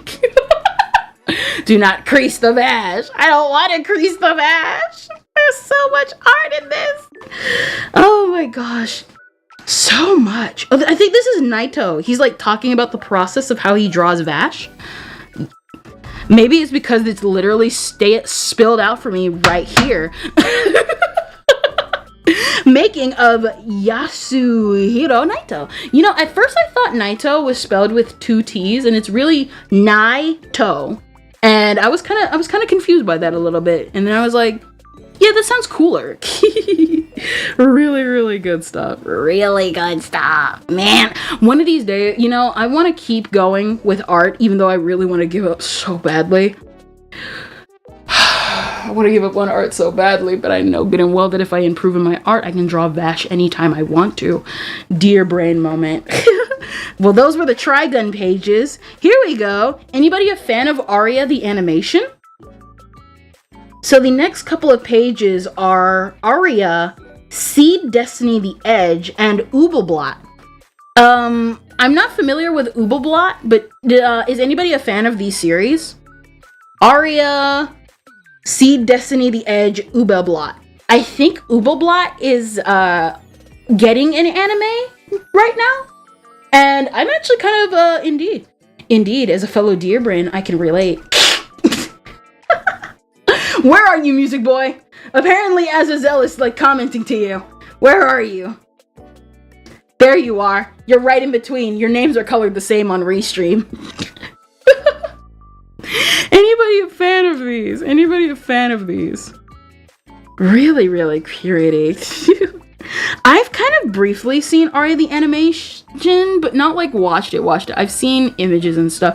The funny thing is that I originally thought this was this ugly yet beautiful world because of the hairstyle and clothing, but it was Aria the animation. I am the ghost that haunts you, Ken. Don't make me get my salt. Yes, Ubelblot. Yes, this is the one that's getting an anime adaptation soon. But got bored. I watched it a little when I was younger, but got bored. It's one of those where it's kind of it has cute designs, but you're not really gonna watch it, and you're not gonna watch it, so you might as well move on. That's what Code Geass was for me. I thought Code Geass was boring, and I know I'm probably again gonna hurt so many feelings with that, but unfortunately Code Geass was the original hyped anime that I thought was boring. But that's also because I kind of think mechs are boring. Kendra, what? Yes, I thought Code Geass was boring. What the crap? Yes, I think Code Geass is boring. Yes, Ubelblot is the one where they're getting an anime adaptation sometime this year. Ventus told me about him. Code Geass takes a little to get going, actually. I know! But at the same time, You know, maybe one of these days we'll actually sit down and watch Code Geass. I'm trying to sit down and watch anime again because I just felt like it. I wanted to watch original Dragon Ball because I just felt like it. And so far the piracy sites are kind of failing me a little bit. but I just got to get a good one. I got to get a good one. R2 is where it becomes peak. Okay. I feel it depends on the mecha. True. Like I've been like kind of interested in getting into there's just 2 pages for Uber Block. There's probably going to be more pages. There's probably going to be like more art book releases now that it's finally getting an anime adaptation. Since it's like the original from like Mirai like told me in the comment section, it's like the original version of I was betrayed and we were actually the villains all along, but like the good version of that. You know, back then before people started copying, and now here's the really good one. Ooh, see Destiny of the Edge. But watch Eureka 7 first. The funny thing is I remember seeing Eureka 7. A lot of classic anime that people ever talked about, I knew about but never watched. The only exception is Full Metal Alchemist, and that's only because I watched it on my own instead of it getting recommended and seeing all like, this is a classic and stuff. I only found out afterwards that it was a classic. What is it? Really cool production art and stuff like that. I love the colors on this guy. I love the warm colors on this guy. So good. So good. FMA or FMAB, both. I watched both. Because I thought FMA, because I remember Googling FMA and FMA Brotherhood, and I thought FMA was season 1, and that FMA Brotherhood was season 2. I remember watching FMA on TV in high school, and Inuyasha. I discovered Inuyasha as a child. It burned itself into my memory until I asked an anime girl when I got over, was this an anime? And she told me yes. To which then I watched all of Inuyasha, and then immediately just didn't watch the ending of Final Act, despite literally sitting through 100 plus episodes of the original Inuyasha. Just like how I sat through over 50 episodes of Full Metal Alchemist and just didn't finish.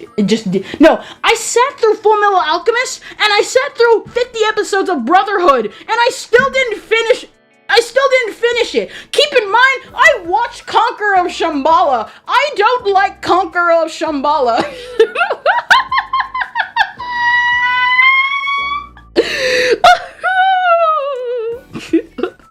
Ooh, some 80s type series. Not the Kiss reference. Oh my gosh. You what? Yeah, I literally sat through over 100 episodes of the original Inuyasha, watched I think like 2 or 3 episodes of Final Act, and tuned out. Conqueror of Shambhala is so bad, it's good anime. No, for real. Kendra goes full eagle. No, for real. I sat through Conqueror of Shambhala. I do not like Conqueror of Shambhala because they leave Winry behind. The animation is beautiful. I love the story that they had going with Full Metal Alchemist, the original. I liked the concepts they had with the homunculus taking on the appearance of who they used to be, but not having the connections. I loved that. I loved Lust's like character art. I loved all this stuff. However, oh man, do I hate that arc, that final stuff with Lyra and the baby. And if you know what I'm talking about, you know I'm talking about something for real. What is it? Automod, allow. Here we go. If Automod catches you, tell me. Because I'm like, OBS is covering my Twitch side, so I cannot see it. Oh my gosh. I've seen this anime. Oh my gosh. I do not like Lyra and the baby. This is so gorgeous. Oh my gosh. I am a sucker for this. I'm a sucker for this specific coloring style because it reminds me so much of the Flaming June album by, what is it? It reminds me of the Flaming June album by Nagi Yanagi and Jun Maeda. I love Nagi Yanagi and Jun Maeda's Flaming June album. So good. I love Flaming June. I don't know what this series is, but it looks gorgeous. Sometimes it be like that. True. No, I don't like the baby ending. I keep talking about the baby ending because every single time, I'm not kidding, every single time someone talks about Full Metal Alchemist, they never talk about how stupid the ending is. I don't like the ending. The villain is stupid. I don't like the fact that they literally opened up a baby to make an alternate dimension of how they end up going into World War II and Nazi Hughes. Oh my gosh. I don't like it. It's really stupid. Of OG. Yes, OG. I love her hair. I'm a sucker for Alice in Wonderland, really. Did I? Okay, I thought I creased it again and I was going to be throwing this book. But if I throw it, I'll crease it more. Oh, it's really good illustrations. Really good. Oh, the ending of OG was wild. Yeah, that's why I said they had a good thing going. Heck, they even went out of their way to combine Shao Tucker with his own creation. And that was the best punishment for the guy. Oh! This is gorgeous. Looks like Neverending Story. I say this, but I've never watched Neverending Story. But it reminds me of what I think about it when I hear Neverending Story. It's cute. It's gorgeous. I'm careful.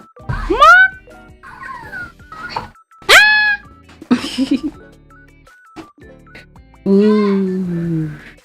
Can you imagine someone doing manga like this? And then having to color it for the color pages and stuff? Is this the Polar Express? No, it's not. It looks similar though. And the lighting. Oh my gosh, the way the colors blend together in the lighting. No, for real. The baby. I'm ruining the moment. Now this is something that I'm going... Oh yeah, they did like a little illustration.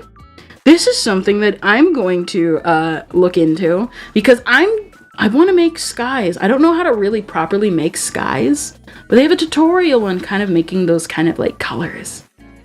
It's really good. Really, really beautiful. Really beautiful. Oh my gosh. And this one is absolutely gorgeous. That's One Piece. This has to be One Piece. I saw it briefly earlier, but this looks like something Oda drew.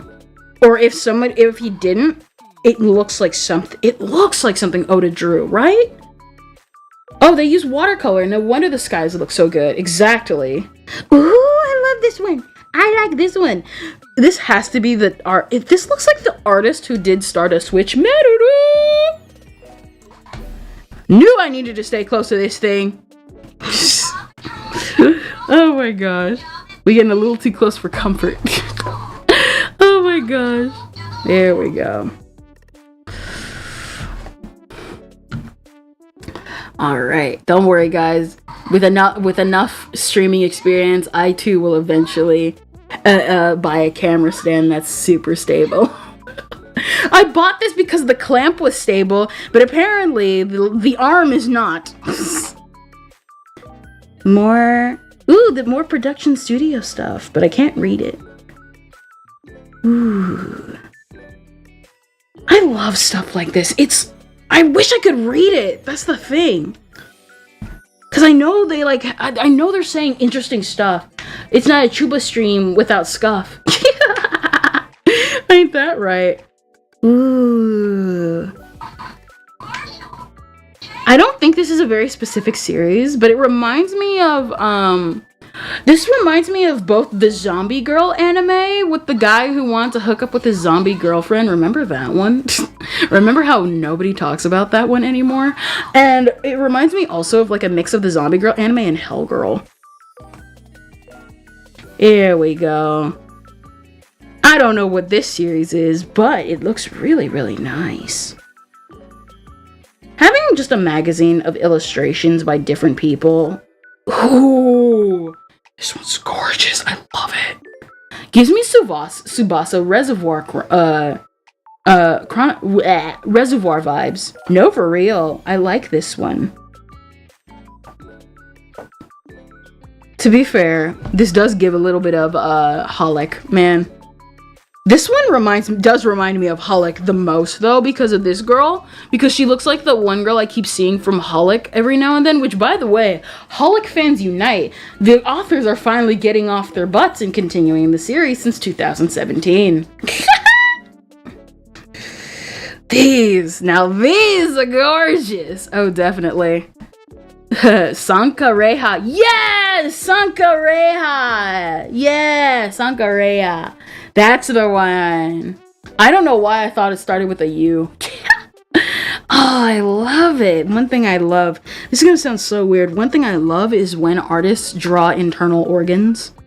But not gore-like. I mean, kind of like this. It's like candy. Alright? It's like candy. Like, it's an organ. It's the kidneys, but it looks like a jelly bean. Whew. These look beautiful. Absolutely gorgeous. That's kind of one thing I want to do when I eventually draw. Because like, I have my way that I see organs too in the body. And I end up basing a character off of it too. And one day I'm going to draw her exactly how as I see her, because the reason why is because the way you draw can reflect how gross or ugly something is. Because even though I like the drawing of how they do organs, I think it's still gross at the end of the day because it is still an internal organ. So like, for me, organs are obviously pink, but like a sort of bead-like pink. Like stuff you would see like in a little girl's hair. That's how I see them. And then like the fats and stuff like that are like little yellow blobs to me. It's really interesting like how you could like depict the human body and stuff like that, you know? Ooh.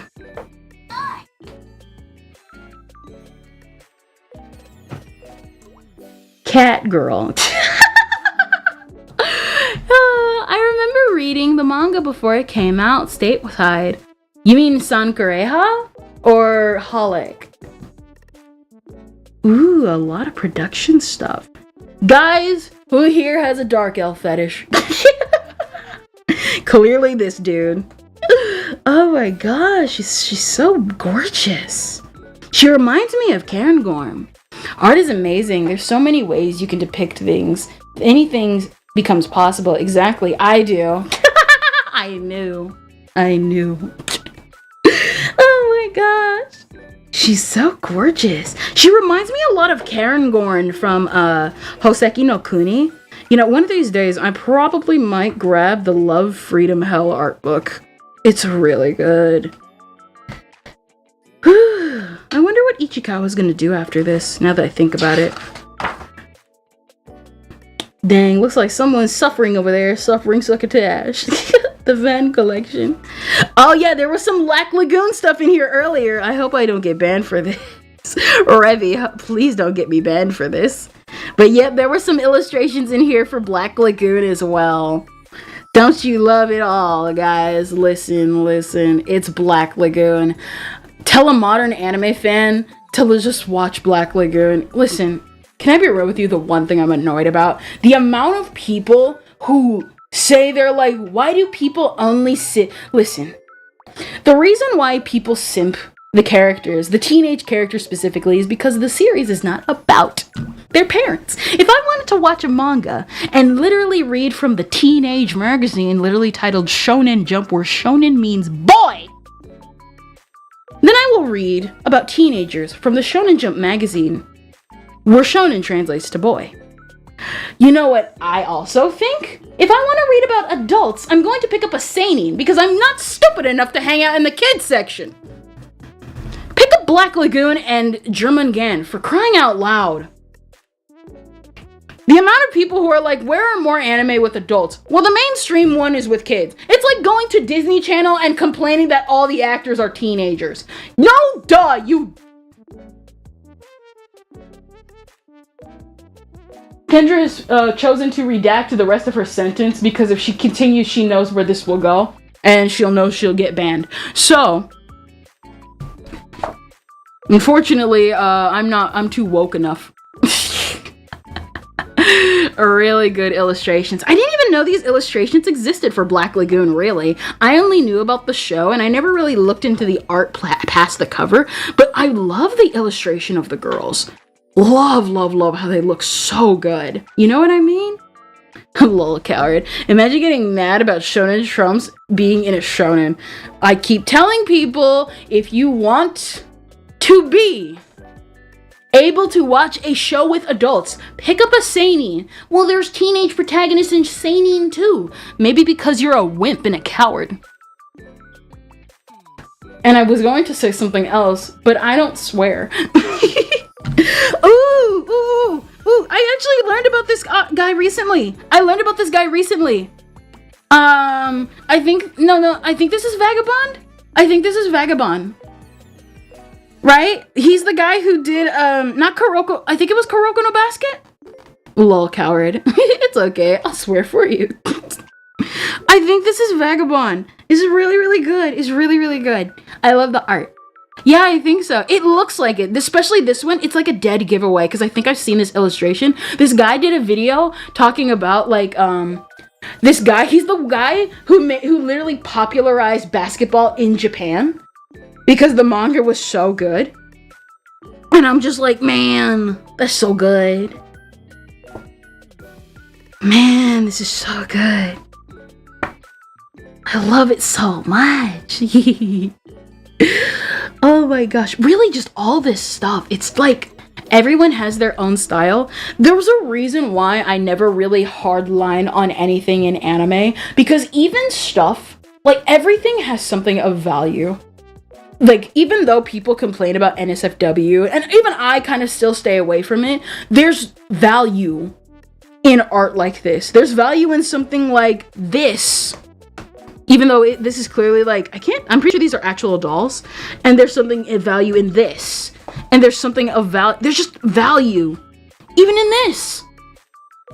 Trigun is about adults. Yeah, and nobody's watching Trigun Stampede or Stargazer. And guess what? The fandom ended up getting populated by kids. And the adults that are there are actually really nice. I'm actually really happy that the Trigun fandom is behaving itself. The adult fans were kind of iffy at first. Because they're like, well, I don't want younger fans to be in Trigun because Trigun, number one, is for adults, and I don't want modern fandom discourse in Trigun. Because I don't want Sally being stupid on Maine about her ship with Vash and Wolfwood and someone shipping Vash and Meryl. But everyone's behaving themselves, so we're good. It's funny, a lot of the anime that I love that I wouldn't have given a chance if I hadn't gotten bored of shonen, like Clannad, I watch them. I think so. Exactly. Like, and like here's the thing. The reason why people like high school romance is the same reason why people like college romance. These are all comics and stuff. This one I actually know about, kinda, I think. No, this is different. This is a different series. These seems to be behind the scenes type stuff. In comic form. Really good. Ooh, what was that? Ooh. It reminds me of something, but I don't know. Like a good example. Everyone's like, I hate isekai, but if you go watch, what is it? Was it Escaflowne? You're watching a classic isekai. Cause what is it? I think like there is complaints to like certain things, right? Like obviously we hate, ooh,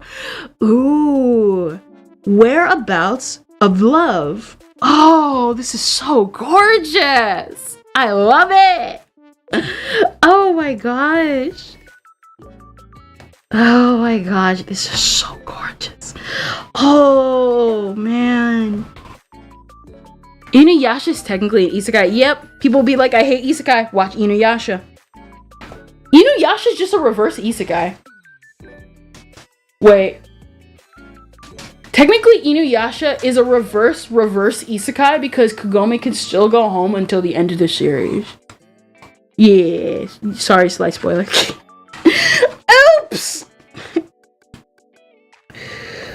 So good, so beautiful. And that's it. That's for the comicers. I never knew this magazine existed. I bought it because of Trigun, but genuinely, I wouldn't have bought it otherwise. But man, this one is so beautiful. Recreators is the real reverse isekai. Yes. I am so glad that one's actually getting its due diligence. So we were going to do this one on top, but we're actually going to save it for last. Because if you guys remember in Discord, someone by the name of Kumi had messaged me about Universe. And for those that don't know, Universe is a music video by the talented singer Maya Sakamoto. And I have been running the Gekidan Inukuri subreddit for a couple years now, and we've been going out of our way to try and find as much concept art and everything as much as possible. They messaged me. I got my hands on, it's not a lot of pages, but it's enough pages. Oh my gosh, I'm so happy! It's time travel isekai, technically. Technically, yeah. Hey, yo! Wait, Kendra, what? Hey, you do me a favor, what? I'm drinking, I'm hydrating.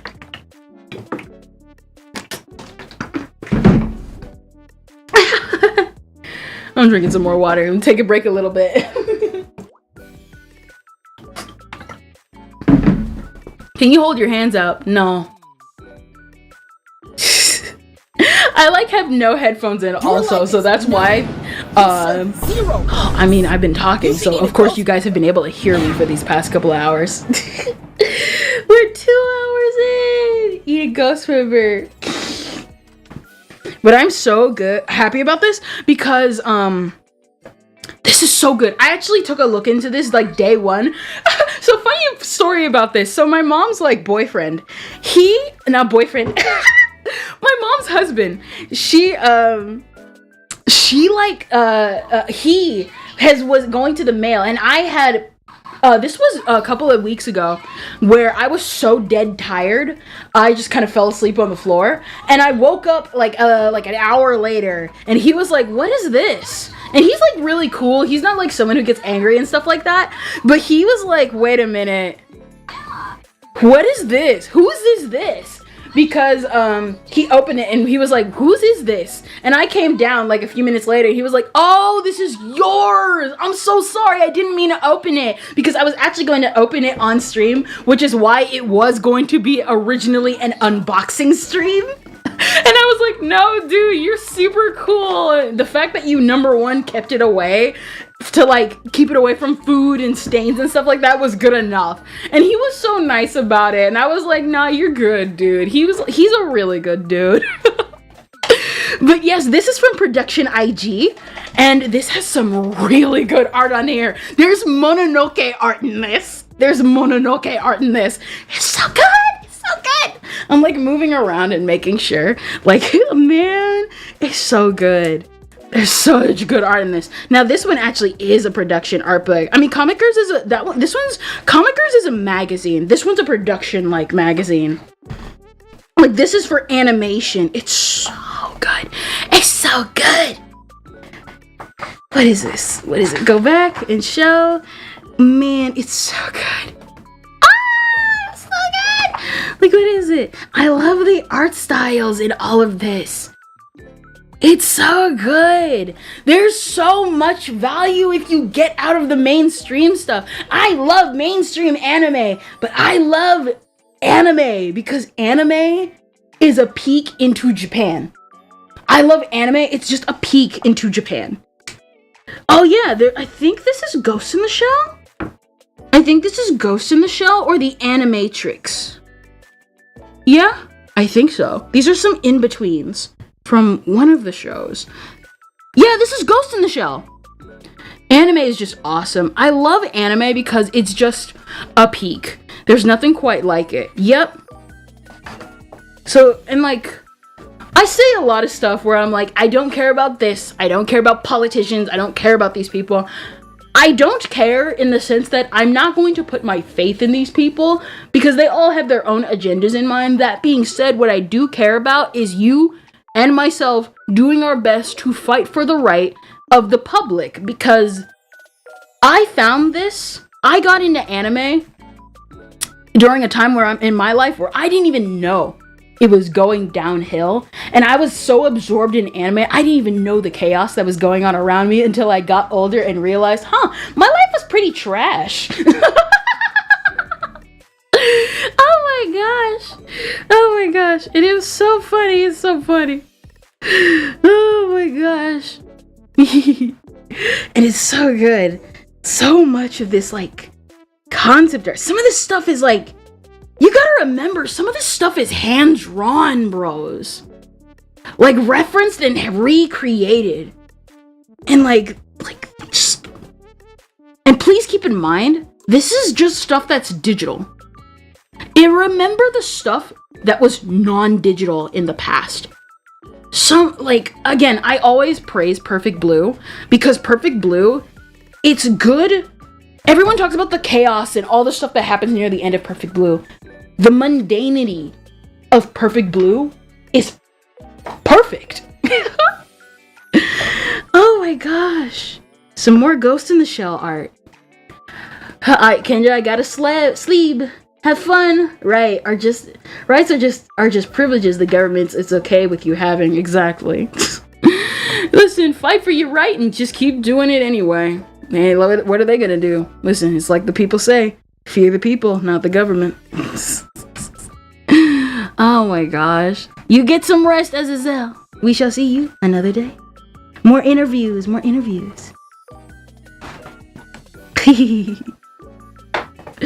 Oh my god. This one's actually really, really good. I don't know what series this is or movie this is, but it's really beautiful. And the illustrations immediately caught my eye. Like, really, really good. I know, like, some of these are still crappy blurry. But still. I thought Tokyo Godfathers would be in here when I first saw this. Oh, this is when this person's talking about illustrating the background. People who illustrate backgrounds, I feel so sorry for you, because you painstakingly do this. I say this as someone who is going to have to literally just sit down and learn backgrounds one of these days. Ooh. Ooh, so good. What is it? This one is... I don't recognize this one. Donkey. Oh my gosh. Oh, okay, it's the same movie. Can't kind of see him. But she's super cute. Oh, here we go. Tokyo Revelations. We got some Tsubasa Chronicles with us. I remember now. Here we go. We got some not Sakura. Lots of Tsubasa. I have to stretch because I've been standing 2 hours. I am not really that familiar with Tsubasa Chronicles or Tokyo Revelations. So to you guys out there, just think, one day you'll be drawing every single grain of sand. One day. I know. And I hate it. I hate thinking about it. And my back is literally killing me from just standing. But I hear standing is actually pretty good for you because it's more like, it's actually like just better for your health. For like when you like do standing and stuff like that. Maybe I might switch to a standing desk, but I'm not sure. Really good. Like I said, I'm not familiar with Tokyo Revelations. Oh my gosh. Ooh. But to those that are, I hope you love what you're seeing. Love the production, IG. Mokana. Don't you guys love Mokana? Here we go. This is...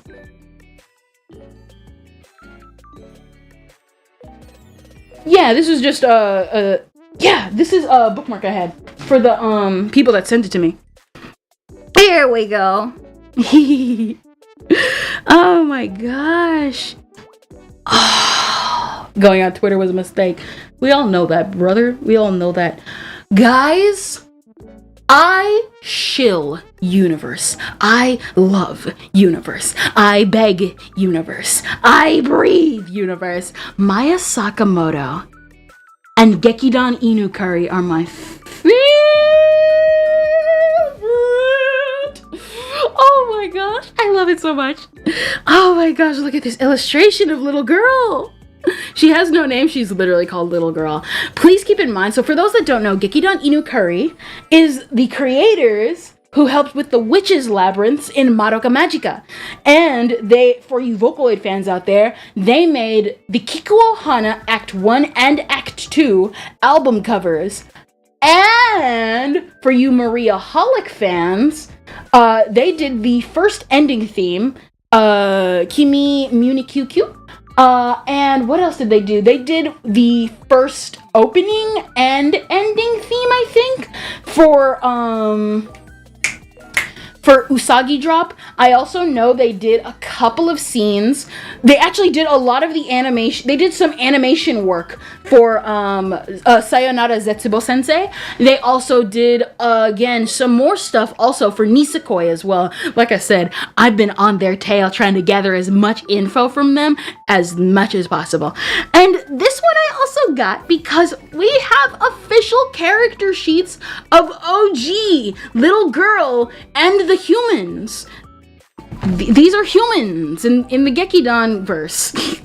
Let me see if I can get this out of all of them. I kind of want these ones to be clear for any of you Gekidan fans out there. These character sheets are really important because a lot of them, number one, a lot of these are no longer online, or they're so blurry from compression over the years online, they are nearly impossible to reference from. And that's why I bought this, because this reference sheet of Little Girl, I have been trying to find a clear one of this for the last 5 years. Not even 5 years, actually. For the last 7 years, I have been trying to find a clear version of this, and now I have it. And then there's more character sheets of OG, and really, the best one is the fact that he has a character sheet for his eyes, because I have so much trouble getting his eyes right. And we find out that Little Girl the entire time is actually bald when they animate her hair. We'll see that in a few minutes. And these are more concept art and character sheets from the music video. It's really, really good. I'm so happy. Oh my gosh, there's more. Here we go. The baldness I'm telling you about. The baldness. Oh my gosh. Look at how they animate her. And the thing is, it's like watercolor, and her hair is watercolor. All the backgrounds, remember, like Gekidan Inukari. Again, if you are familiar with the Witch's Labyrinth, they reference real life stuff. They have hand-drawn animation. Their references like Ches animation. Here's more like images and stuff. I'm so happy that I have this. Bros. And more interviews. And my only regret is there's not a dedicated art book for this. I would start a Kickstarter and pay for this stuff, bro. I would pay for this stuff. Oh my gosh. Oh my gosh. And that's it. That is it. As you can tell, I really like Universe. I love the characters. To be honest, I want to do a new Universe illustration in the upcoming months because it would be really cool. Just really, really cool. I don't know what this series is, but apparently this is a short film. I don't know what it is, but I know probably someone out there does. I know this is the title right here, but it's because usually titles are in brackets in Japanese. This is Yanagita Takaharu, Ishikawa Noboru text, Iwai Takashi editor, Ogaru Ayako.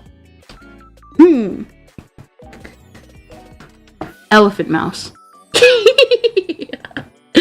Oh my gosh. He looks like a slit mouth. The slit mouth woman from Japanese mythology. I wouldn't be surprised if that was the inspiration for this character. I'm gonna have to I hope you guys can like kinda see it. Oh my gosh. Ooh, more production. So this is interviews and this is more production. Really more production.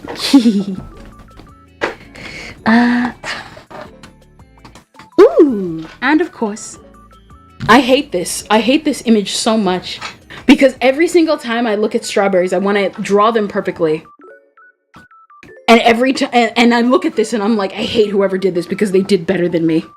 Even though I think it looks bad, but it's not really bad. And I scream. And this one, I think this one's Inazuma 11. No. This is interviews, short films, more short films. IG Works. No. This is, okay, more just short films. I know some of this. Yeah, Dead Leaves. Okay. And here we go. I think this one is for Fate. This one's for Fate. It looks like a character out of Fate. I'm not sure. And the character portraits look like something out of Fate. More interviews. Cool. I'm just like, it's like I want to like show, but I also know. I know some of you guys are like pretty tired. It's really cool. It's really cool. Really cool stuff. Ooh. Some fancy art. Some fancy 3D. What is it? Here we go. Amika? Ooh. Really beautiful. File 6. Kondo Akino.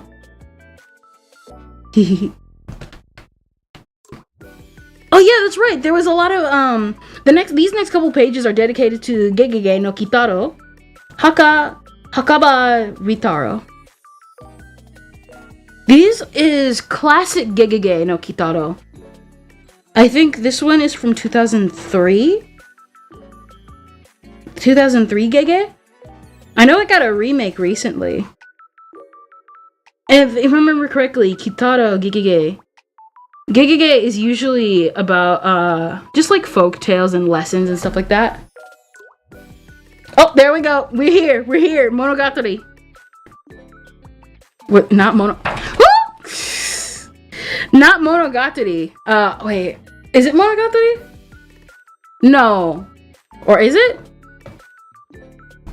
But there is a lot of art for this series that I keep forgetting the name of. Oh my gosh, I love it. I know this one got a movie recently after all these years. To be honest, I really do want to check out the series. Really beautiful and at the same time really messed up, and I really like it. Ooh. No, Mononoke. Production art of Mononoke. I don't know why I said Monogatari. So their inspirations, from what I can tell, are from classic Japanese paintings. And man, I love classic Japanese paintings. They're really beautiful. I grew up with some, and we didn't keep them, but like I really love how they just are just beautiful. Just how beautiful they are, you know? This one I'm not familiar with, but it looks pretty cute. Ah! I skipped a page. Comic drawings. Ah! And here's more magazine slice of life stuff. Oh my gosh. More interviews, more text. Really just cool like production. This is just a cool production magazine. Don't forget the Shade 9. And that's the second to last arc book. I'm thirsty again. Oh my gosh.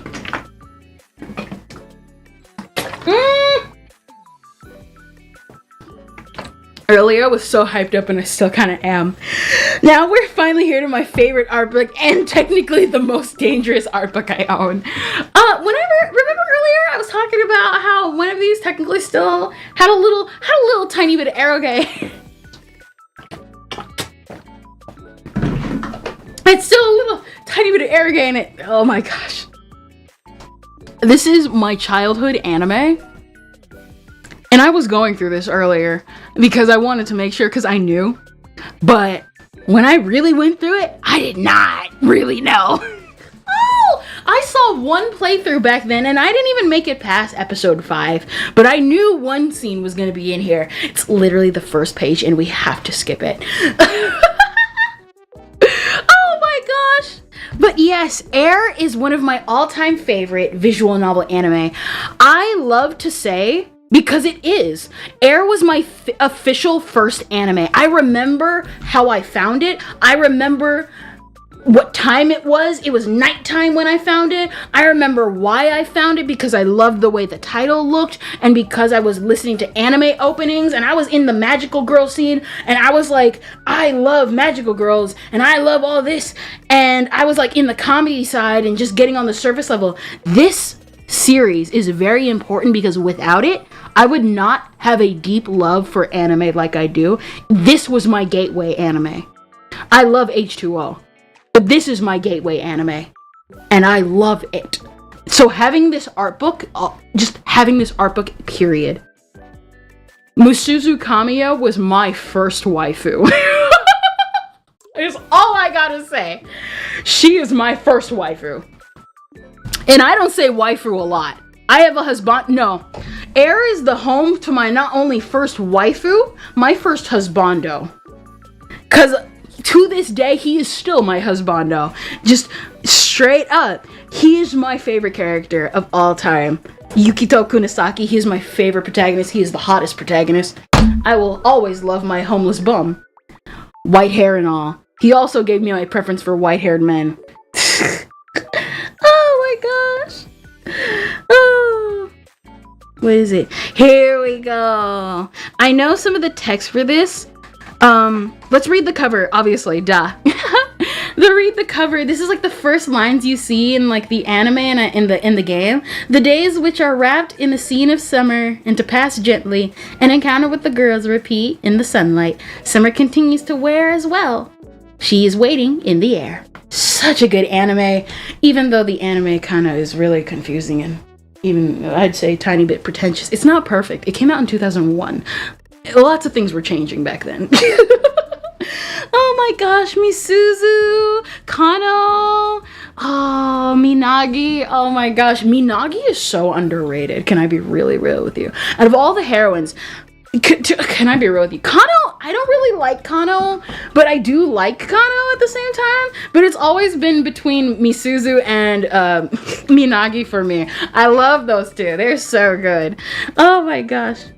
And so what is it? This, I opened this up and I was so shocked. Oh. I love Kana. Kana is so adorable. Kana is so, she's absolutely gorgeous. Kana was what made me really love kimonos and long hair. Because I remember as a kid, I didn't like having long hair. I still have long hair even now, even though I don't really take care of it good. I still have my hair because I love Kana. She's so good. No! Gosh, we gotta skip a page. Hopefully. No! We have to skip the page because that page contains wet dream fingering. Okay! Here we go. Look at that smile, having it in HD perfection, bro. Oh, I loved her. She's one of the like reasons why also like my OC's story evolved. My OCs exist because, surprisingly enough, Powerpuff Girls Z, but Air was what made me really want to expand on them, along with a ton of other anime like Majikoi and all that. I love her bow, bro. She's so beautiful. I love Air. When I say Misuzu hits different, bros. Misuzu hits different. Like, I have Otaku Dream Girl, but then I have my favorite anime character of all time. She's beautiful, she's bubbly.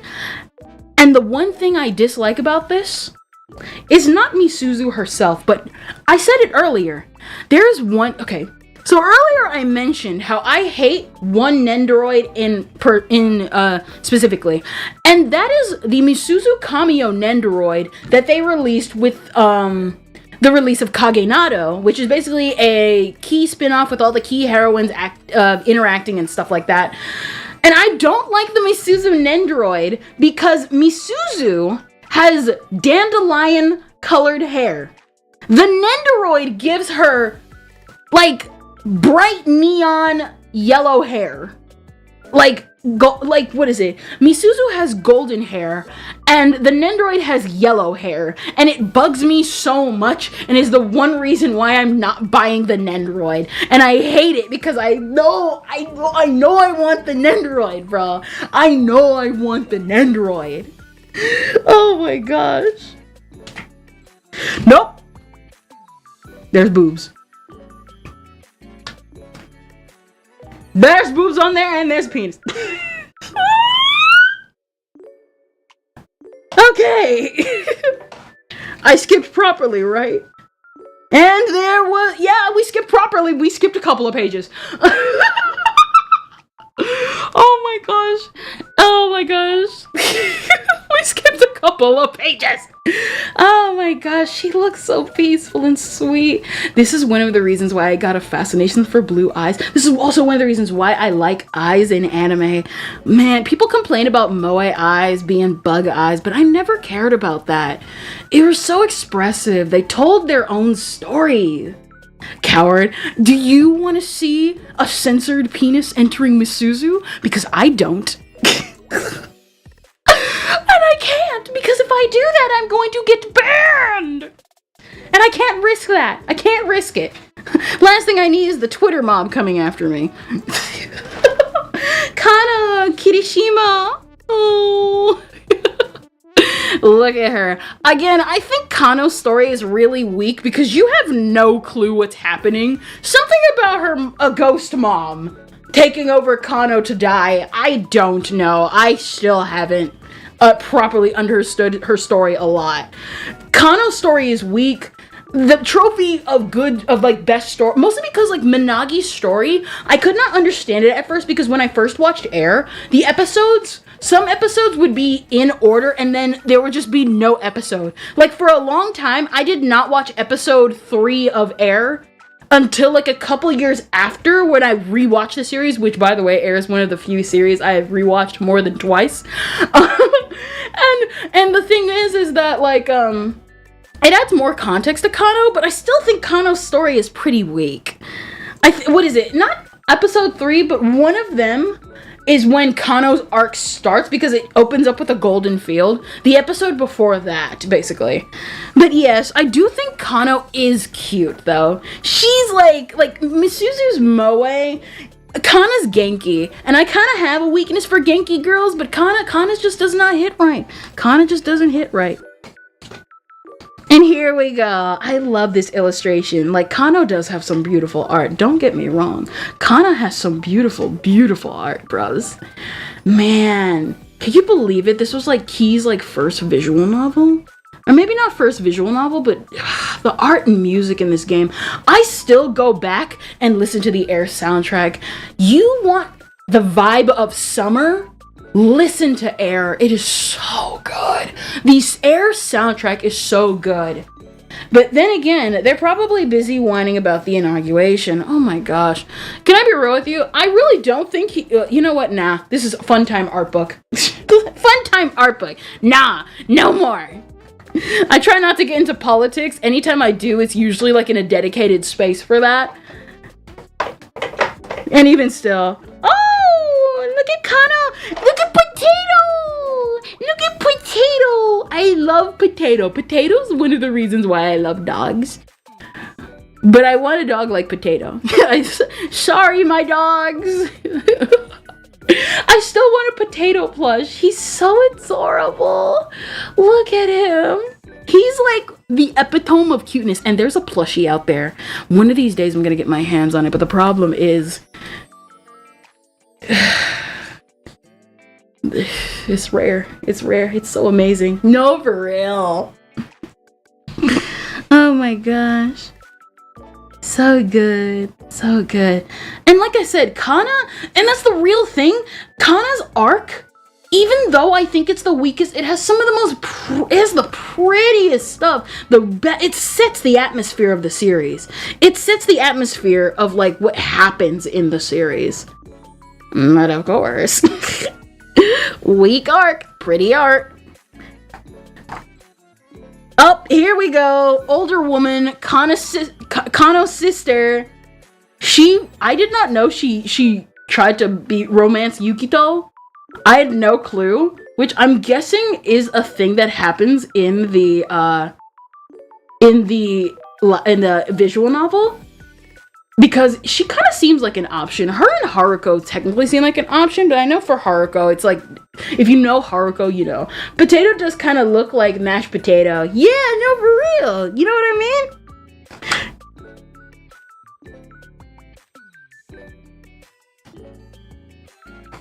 We had to skip, yes, there is sister. Threesome. Oh my gosh. My thing though is, unfortunately, Yukito is mine, so unfortunately, this ship is non-canon in my eyes. It is kind of sweet though. I'm a sucker for sweet romances. I'm a sucker for sweet romance. It's so good, you know? I love how you can kind of tell where they divided up his arm right here. You can kind of tell a little bit. Like, there's the drawing and then there's like the image and stuff, you know? Oh wait, they divided up her arm. I thought they divided up his arm. She's armless, my brothers. Oh, the plappening. No,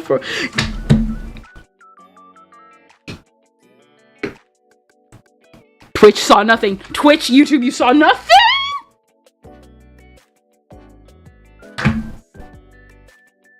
I gotta skip a couple pages. Oh my gosh. Oh my gosh. I am not used to this much pressure. Oh my gosh, I'm not used to this much pressure. Oh my gosh. Oh my gosh. Here's some more art of Kano. Oh my gosh.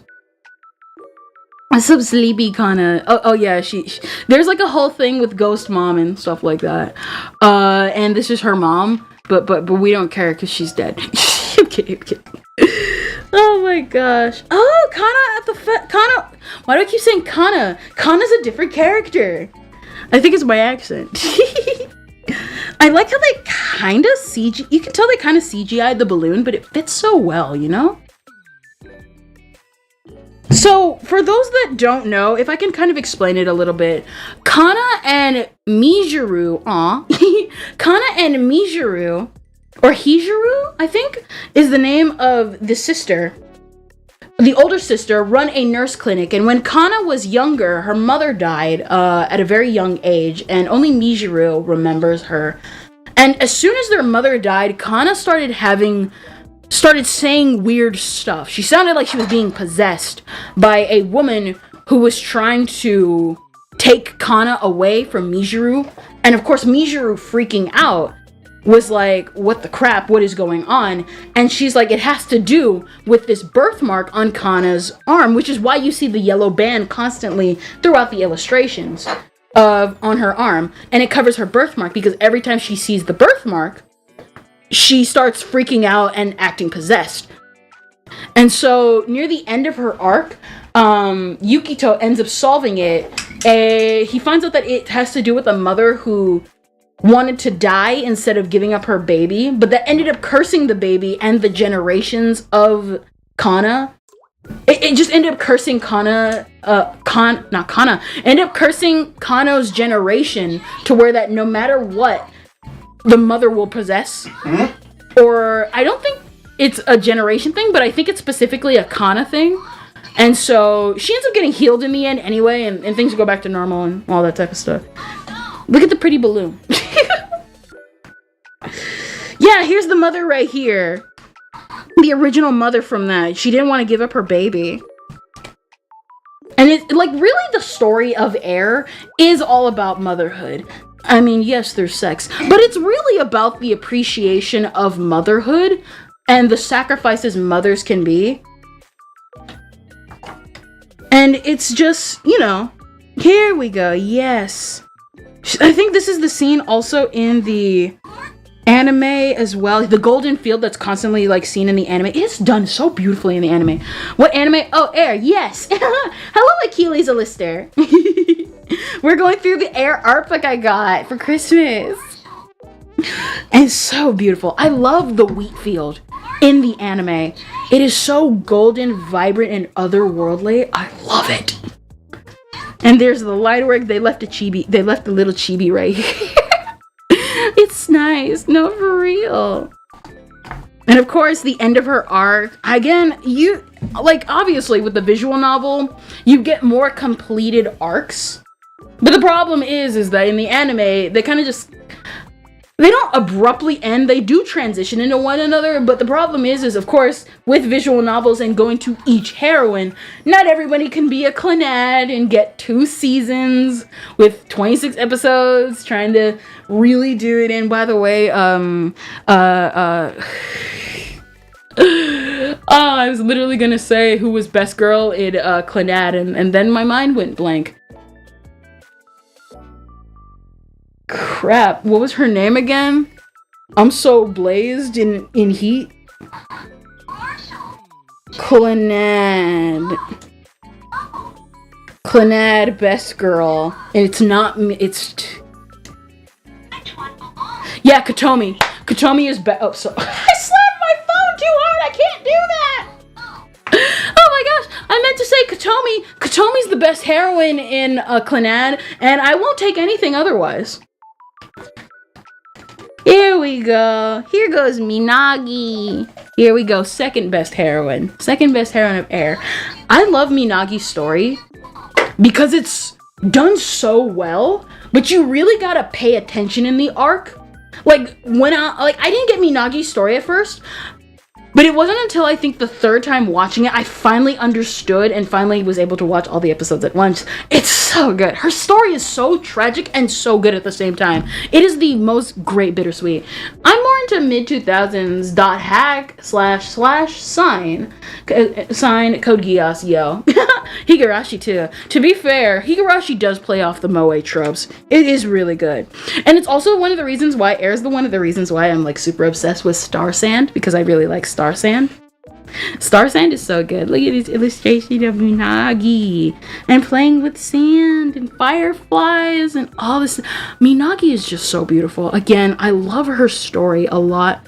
To basically explain Minagi's story, so when Minagi was a child, her mom and dad and her had a happy life, and Minagi, I remember she was like, she wanted a wish, and she was like, I want a little sister.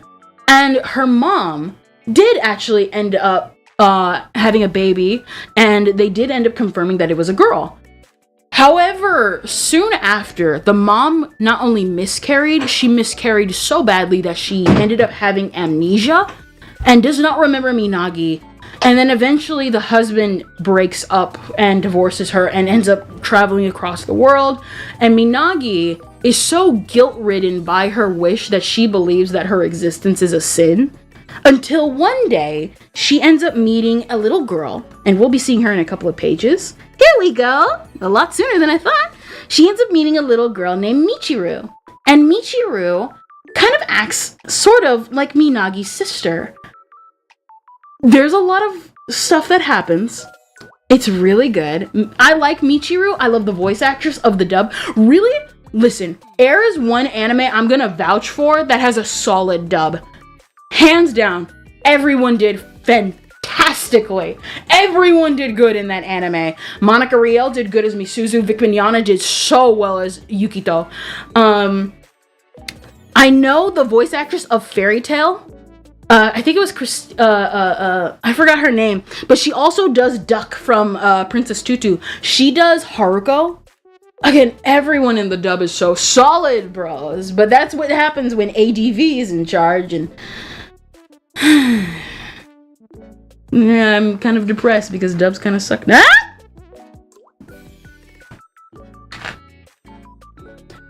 There's a nude illustration right next to a really good illustration. I'm gonna see if I can try.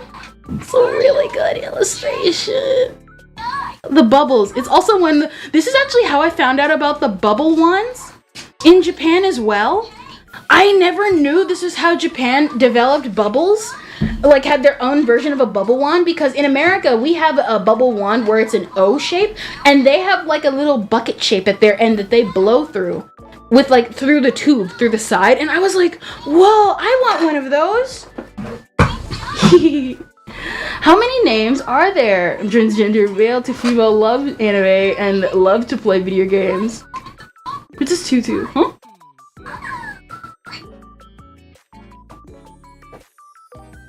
Huh? Blazing through the trail with Blaze? Who?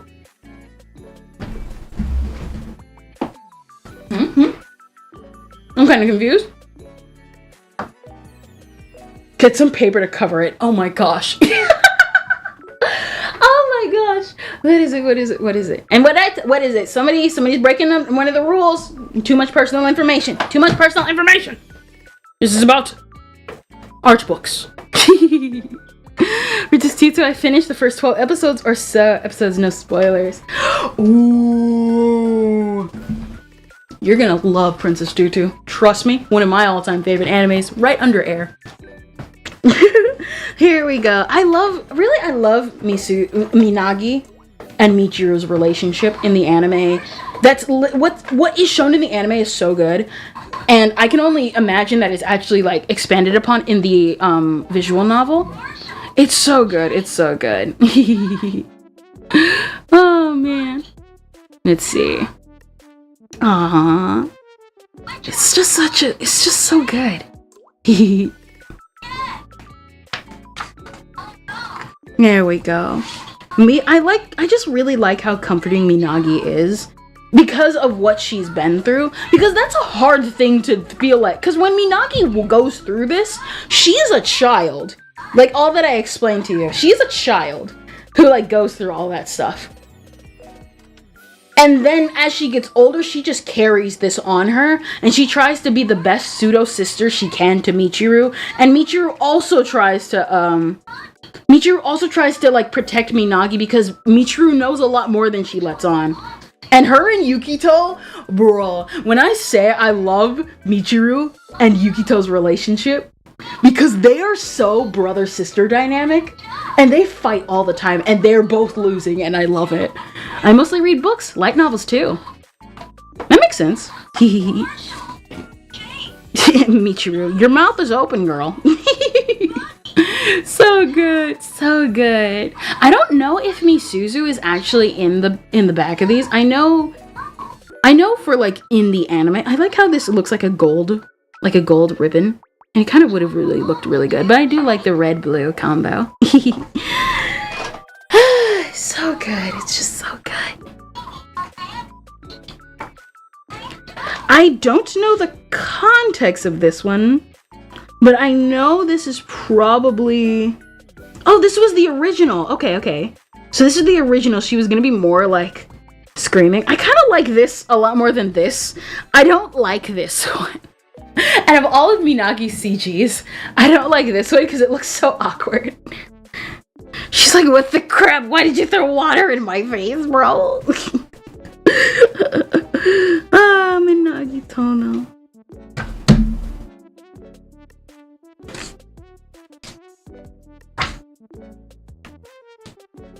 We need people. Here we go. Let's go to something wholesome. Childhood Minagi. And not anal. Oh my god. Oh my gosh. It's so cute. This is when they first met. It's so cute. I love it. Oh, is this the rough? And then this is one from a different angle. It's so cute. I love Minagi and Michiru. And And here we go. Like, I'm not gonna spoil, really, Minagi and Michiru's. Like, I've, like, kind of spoiled-ish, kinda, but, like, not really. And for Minagi and Michiru, I mean it. Go experience their story. It's so good. It's so good. I'm actually trying to read only Stephen King this year. Moe. This, if you know, you know. If you know, you know. Try not to do spoilers in chat. This is a really good page. A really good page. Really good. A lot, again, like I said. Okay, so Minagi's kind of off to the side, and I guess she was originally in the shot, and they kind of cut her to focus more on Michiru. There we go. Michiru, listen. Michiru is a sweet character. I love her. She's so cute. Here we go. Here we go. Alright, we got somewhat visuals of Yukito's face. He's kind of hotter in the anime, not gonna lie. Oh my gosh, you carrying her. Oh my gosh. I guess they were originally going to walk through... No. No, not the festival. Not the festival. Okay. Here we go. There we go. More Minagi. More Minagi. Such a pretty... Just... I love Minagi. Like, right next to Misuzu. Like, so good. Oh, man. This panel is so good. It was so well done in the anime. This was so well done in the anime. You guys have no clue. Here we go. If Yukito and Minagi and Michiru had met when they were young. Oh, this is so sweet. There we go. There we go. This is such a beautiful panel. It's done so well in the anime. I cannot express it enough. This moment, it's so good. Here we go. Some more breakdowns of how the scene was put together. Man, like, go experience this, like, this specific story. Like I said, out of all the out of all the stories in Air that was done well, I even have to put this one above Misuzu's. I gotta put it even above Misuzu's, because Misuzu's story kinda is a little complicated, whereas Michiru, which still involves Michiru's and Minagi's stories, but like, their story is so well done with context of what's happening in the story. There we go. So cute, so happy, and so wholesome. So good. Is Air a romance anime? No. It is an eroge, but it's only an eroge because it was popular to make eroges at the time because they made money. But it is more of like, I would say it's more supernatural slice of life. I ain't spoiling though. Summer! It's Kana! Thankfully, we won't actually have to censor any of Kana's pages, because Kana actually, surprisingly, has very little lewds. In fact, she has none. Here we go. Kanami no Mikoto, or Kana. Oh my gosh. So pretty. I loved Kana as a kid. She's absolutely gorgeous. So, I'm not gonna really spoil Kana. There's like a lot that happens. There's like a lot that happens. If I say what happens with Kana, it is essentially spoiling Air. Just know she is very, very, very important. But she is very, very, very beautiful as well. Her CGs are beautiful. Also, the voice acting for Kana in the dub, I love the voice. It's bratty, it's mature. It's the same voice actress who does Sora from Kaleidostar. and I fell in love with her performance. First time I watched it, went immediately to Kaleidostar and was like, oh man, I love this voice actress. Oh my gosh, it's so good. It's so good. Okay, I see they kind of pasted the hair. So it's the same pose, but they like rotated her head and gave her like a couple expressions. It's pretty cool. It's pretty cool, actually. Listen, saves me time and energy and work. Oh! I didn't know these were... Oh, it's Uraha! And it's Uraha and... Ruya, yes. Ruya, literally my favorite.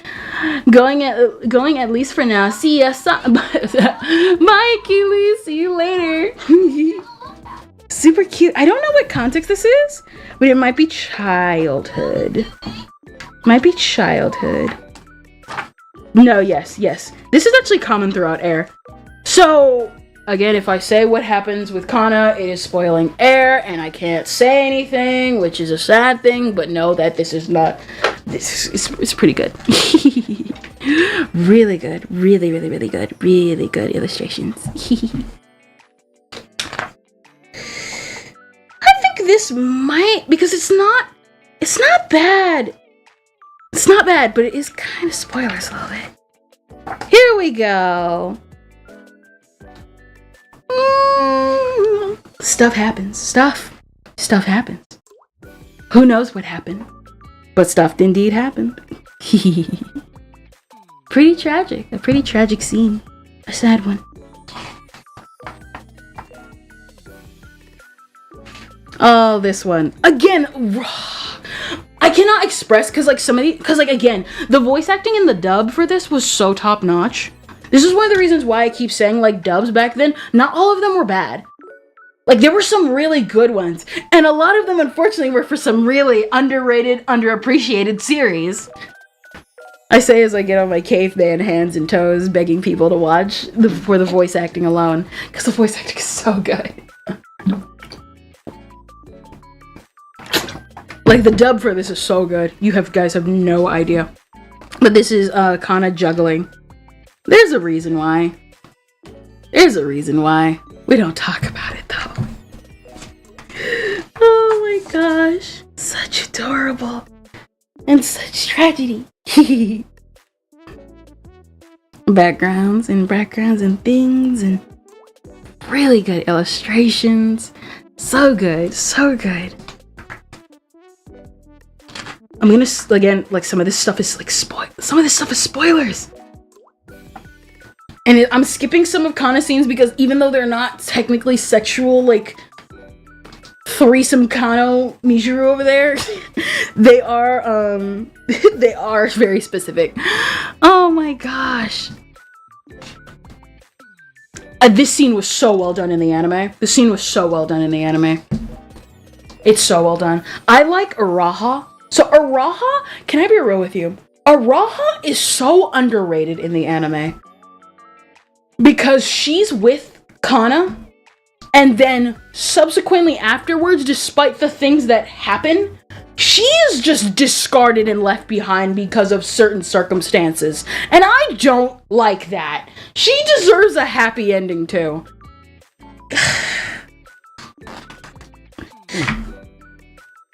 Despite the fact that I said Kana doesn't really have sexual scenes, I forgot to mention that Araha does because there is a plot point that needs to be done. Here we go. There we go. Ria and Araha. I love these two. They're so good. These three, Kana, Ria, and Araha, literally set the standard to me about what should be a trio that like gets along and you understand their chemistry immediately. Because I remember really loving their dynamic, being sad that it was so short, and then discovering the Air in the summer OVAs and loving it to death. Don't watch the Air movie. The Air movie is trash. Misuzu! top tier waifu material. She is beautiful. She is gorgeous. I love her to death. I love Misuzu Kamiyo. She is so good. I really wish the Nendoroid had golden hair. I really wish it had golden hair and not blonde. Really good, really good. This anime really just made me love hair. Just hair and eyes and everything. Here we go. Our main man, Yukito. Like I said, husbando of the year. He's homeless, but that makes him hotter. Just like Hal from Hal's Moving Castle. Oh my gosh, look at this face. I'm telling you this now, he looks way hotter in the anime. I'm not kidding. I could pull up a picture like right now. He looks 100 times hotter in the anime. Oh my gosh. He is also like, what is it? It's so good. I also really like Misuzu and Yukito's relationship because it's like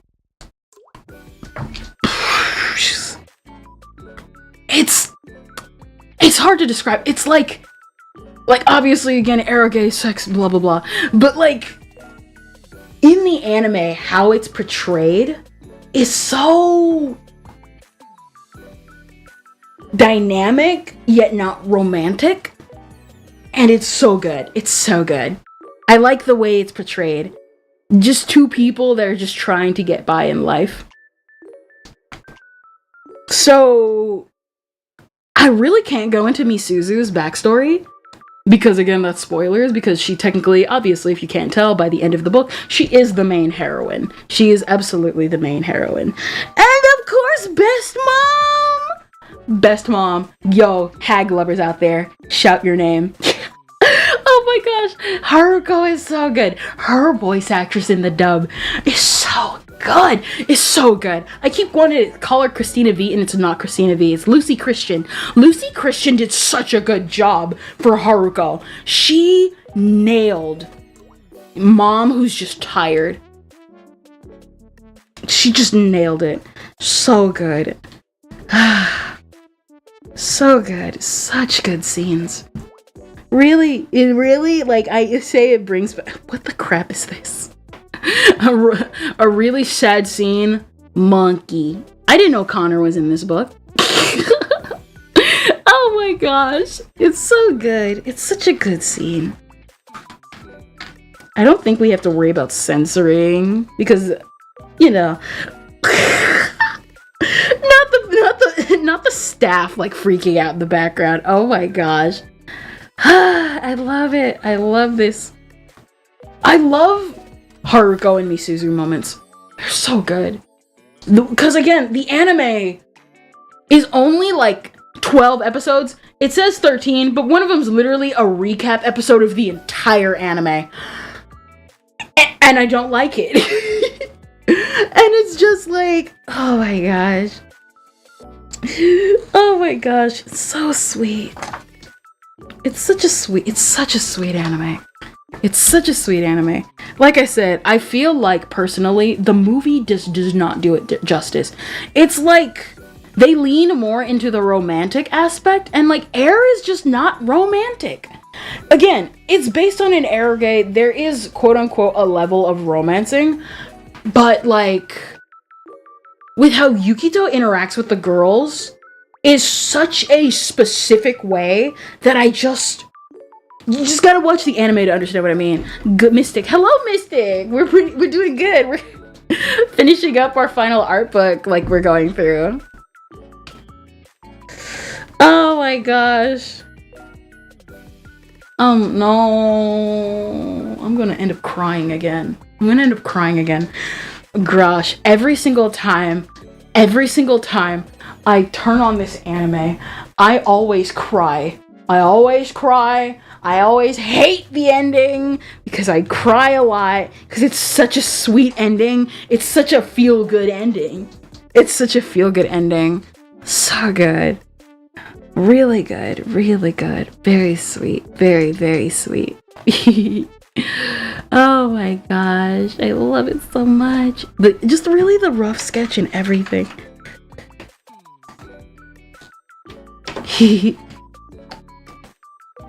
Not the staff freaking out. Not the staff. The staff is freaking out. This is a really good illustration, by the way. The staff is freaking out. They're like absolutely dying.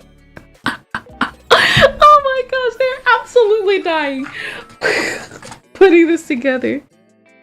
Oh my gosh. Such a nice, happy scene. I love this ending. I love this scene so much. It's always about the journey. This is when I first realized this is about, like, anime is about the journey, bro. Anime is about the journey. I love this series. It is about the journey. And it's not perfect. It's not perfect. It's a kind of, the adaptation of the anime is good. It still has a lot of work since there's a lot of pacing issues, and it crams a lot of information that you will have to understand with multiple rewatches. But like at the same time, it's perfect, you know? So good, so good. At one point, my family and I, we were planning on like taking a trip to Japan because I really want to see my origins and stuff like that, because I was born there. And one of the places I wanted to visit was the town of Kami, and they still kind of have air memorabilia over there. They still kind of have air memorabilia, but it's not close to where we were originally going to stop. And even though it's like, well, why would you stop by this rundown seaside town? It's like not really special. Air's like over. Nobody talks about Air. Nobody celebrates Air. Heck, Misuzu doesn't really get that much merch at all. Misuzu or Yukito or any of the heroines in Air. The last time they got referenced in anime is in Kage Nado, where they end up talking about it. Kendra's staying up right now, but I'm going to not sleep. Good. Help. Don't worry, we're almost finished. Oh my gosh. Oh my gosh. This is one of the final scenes. Just, I'll leave it up to your interpretation what it means. The illustration. Lots of really, really good stuff. Oh, so originally there was going to be 2 women here. Oh, I didn't know that. Or is there? There's kind of 2 women here. So it's kind of like 2 illustrations. Not Yukito literally passed out naked over there. I love this image so much. I love it. Okay, bye. Bye, Project Sekai fan. There we go. And of course, we can't forget our loving Potato, because of course Potato, character sheets and everything. Everyone remember to pledge your allegiance to the potato flag of the United Potato of Potato. All right, here's all the concept art and the CGs. I love it all. I love it all so much. We're just gonna kind of flip through them in here. It's really, really good. Really good stuff. And I just love the concept art. I love these. It's just so good. So good.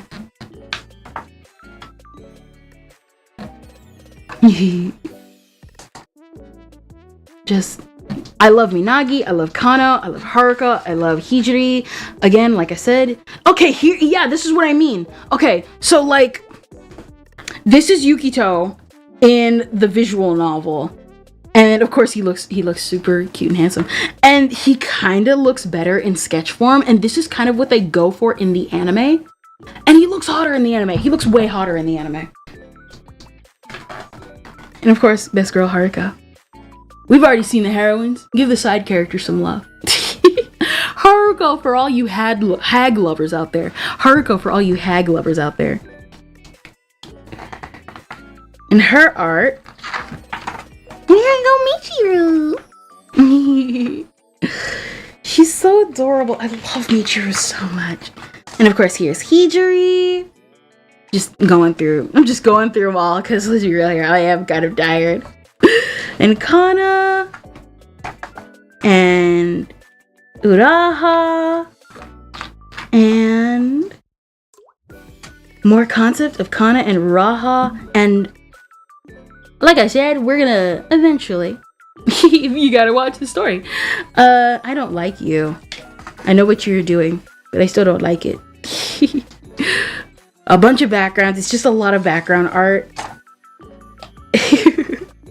Lots of background art, lots of studying. Here we go. I love this art so much. This one specifically, it's everyone at peace. You know what I mean? It's so good. The staff just put so much love and care into this. I love it. Oh, I didn't see this one originally. This is beautiful.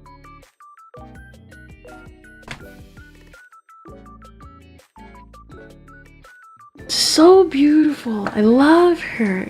I love it. Oh yeah, Misuzu loves dinosaurs. That's a fun fact. Kana and Hijiri.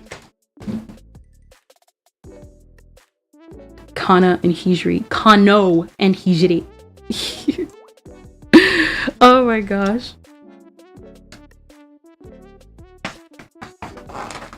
There we go. Wait, did it say the same thing? It seems that. Yeah, the days which were wrapped. The days which were wrapped, like your mom. Because Michiru is queen. Oh my god.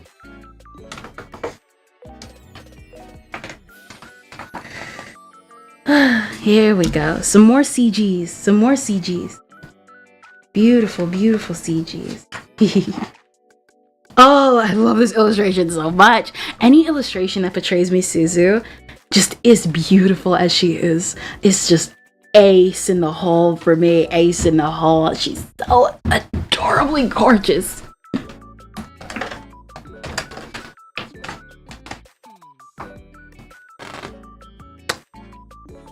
I would, but... And of course, Kana.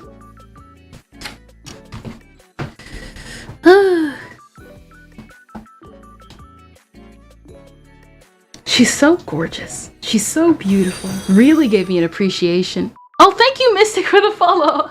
Thank you, Mystic, for the follow. Oh my gosh. Like and subscribe. Oh my gosh. I just...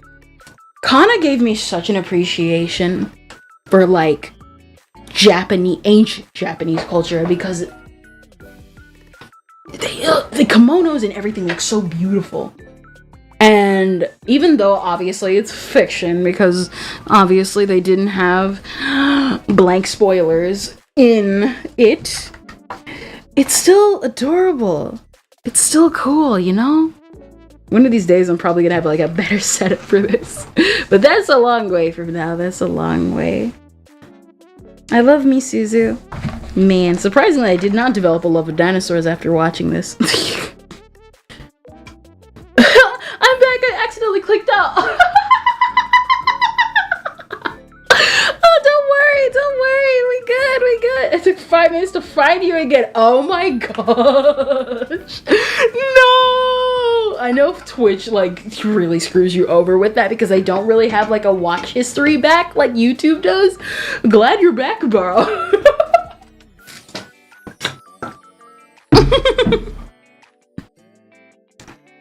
Oh my gosh. Oh no! Here we go!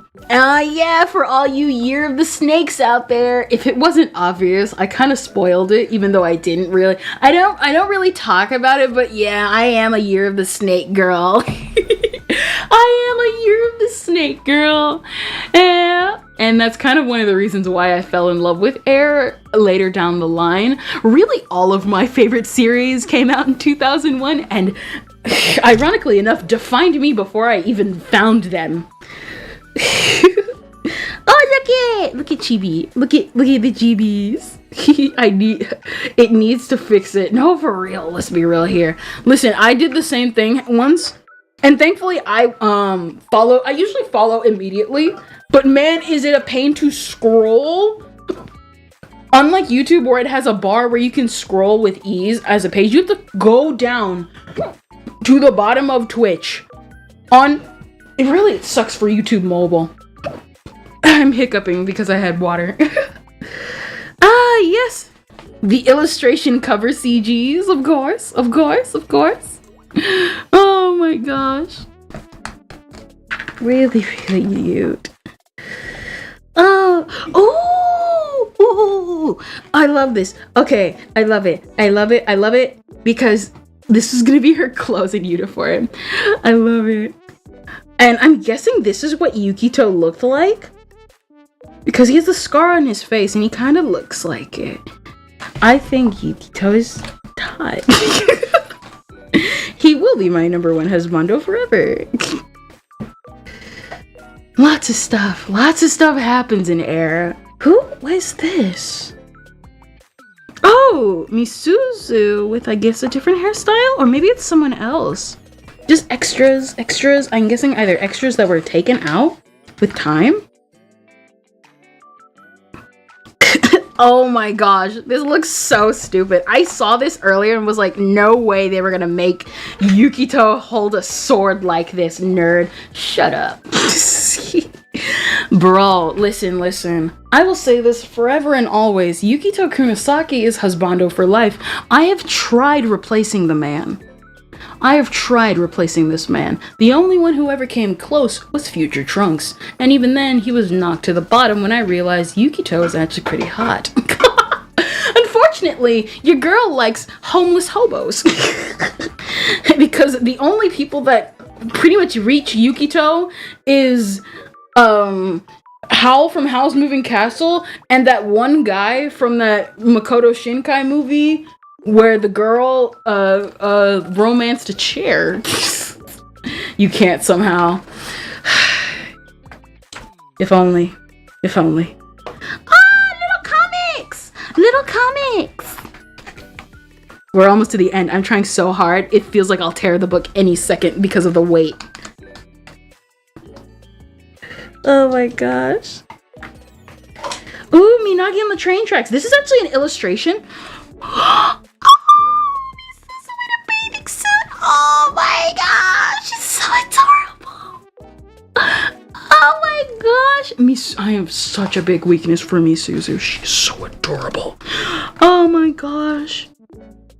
Is that Haruko but No, that's her bike helmet. I was like, is that Haruko but pregnant? Was that going to be an ending? Oh my gosh. And here we go. This one's actually a real illustration, but it's done differently. I know for the concept art for like Air, and this one's for Kano, but I guess it never went anywhere.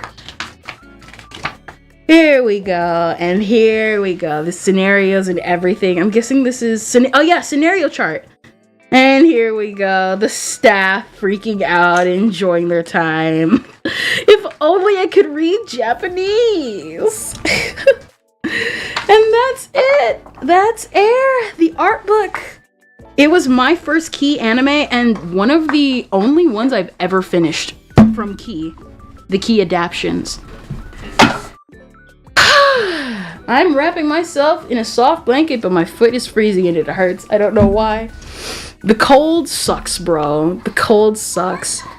And with that, I'm gonna slide this back in. We've thankfully, hopefully avoided as much nudity as possible. I tried so hard. This is probably one of the few art books I will ever own that has like eroge elements. And I bought it for myself because, like I said, it's one of my first anime and I really, really, really enjoy the art in Air. And it's my Christmas present. And for my VTube, and like I keep talking about it, but it's -5. Oh my gosh, no. Oh my gosh. And like putting these back here. There we go. Putting them, kind of stacking them in order-ish. Phew. And that, my friends, is all the art books I hated here. Don't we all, dude? Oh my gosh. Listen, I understand. I literally caught a cold because I refused to go get a blanket and like just I tried to sleep just regularly without like with no blanket, and I literally caught a cold the next day, and I had to cancel the art books last week because I was stupid. And now I guess it was technically worth it because we finally got through them all. And I am happy with the results. Thank you all for coming here and like talking art books with me. This is my first time owning really art books because when I was younger, I didn't really want to own anything unnecessary as a kid because that's just kind of how the mindset I eventually grew into. And so now I've been like trying to buy things that I would have wanted to buy as a kid, and I'm so happy. Let me head back to the area. There we go. Let me unplug this too. You don't want any more errors. Oh my gosh. There we go. Camera down. Camera down, ladies and gentlemen. My feet are killing me, and I need my chair. My back and feet are killing me. Oh my gosh. I like tossed it across the room. It felt like negative 18 earlier. Dang. I don't know when. Maybe the next time we'll do art books. But I'm just happy that you guys liked them. I'm happy you guys liked it at least. I'm happy if you guys liked it or stayed here. I know it's late in some of you guys' time zones. But like I said, again, I'm super happy and thankful that you guys like took time out of your day to just hear me gush about art books and stuff. And I tried getting them as clear as possible. And I know for some of them, I just kind of started flipping because, like I said, feet, back feel like absolute aching pain right now. But I guess I need it. That's what happens when you don't exercise. But granted, this year I'm trying to crack down. Oh my gosh. Like I said, thank you guys. I'm going to be using these to study because I need to study art. If I don't study art, then well, what else am I gonna do?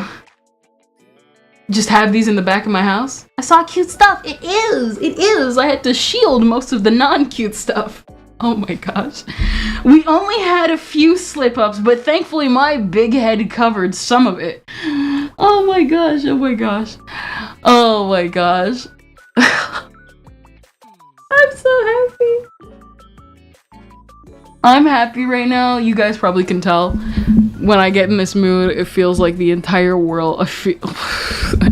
This is my version of what it feels like to be high, apparently. Oh my gosh. I saw cute stuff. Oh wait, the emoji just popped up. I thought it was another post. And thank you for the follow, Mystic. I also know for Sheen Rogue, they followed me because of the TikTok band, and I want to shout them out. Sheen Rogue is a pretty good VTuber. I always see their clips every now and then, and they're kind of funny. Oh man.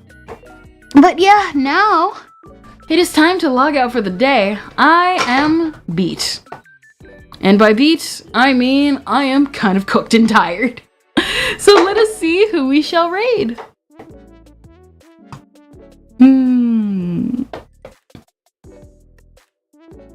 Less flapping, more yapping.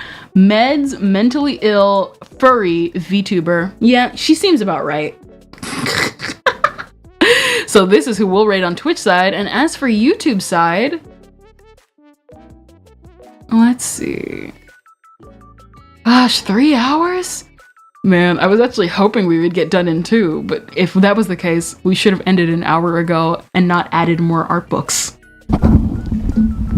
Probably saved part 2 for like February. TikTok is back though. I ain't getting back on. I can't log back on anyway. What is it? We got Scott Falco. We got Rax, Flipnote. We got Under the Tea. You know what? I feel like going to controversies of our childhood.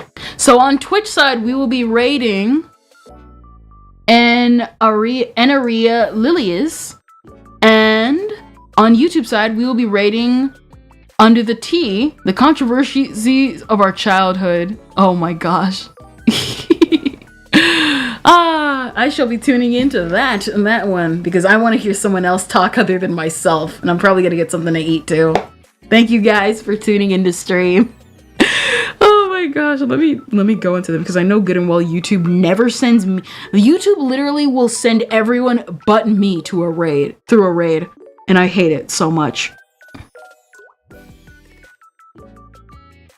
YouTube just decided to break itself. There you go. No, I don't. Skip survey. Alright, there we go. Alright, I shall see you all. Whew. Oh. Remember, guys, politics are stupid. Enjoy art books. Enjoy your favorite anime. Stop listening to people who don't like your stuff. And guess what? Have a blessed day. Because life is too short to be giving in to people who don't like what you like. I like these things, and I showed them to you for a reason. So I hope you can find the things, and I hope I can see them later as well. See you, after all. Kendrillian, out.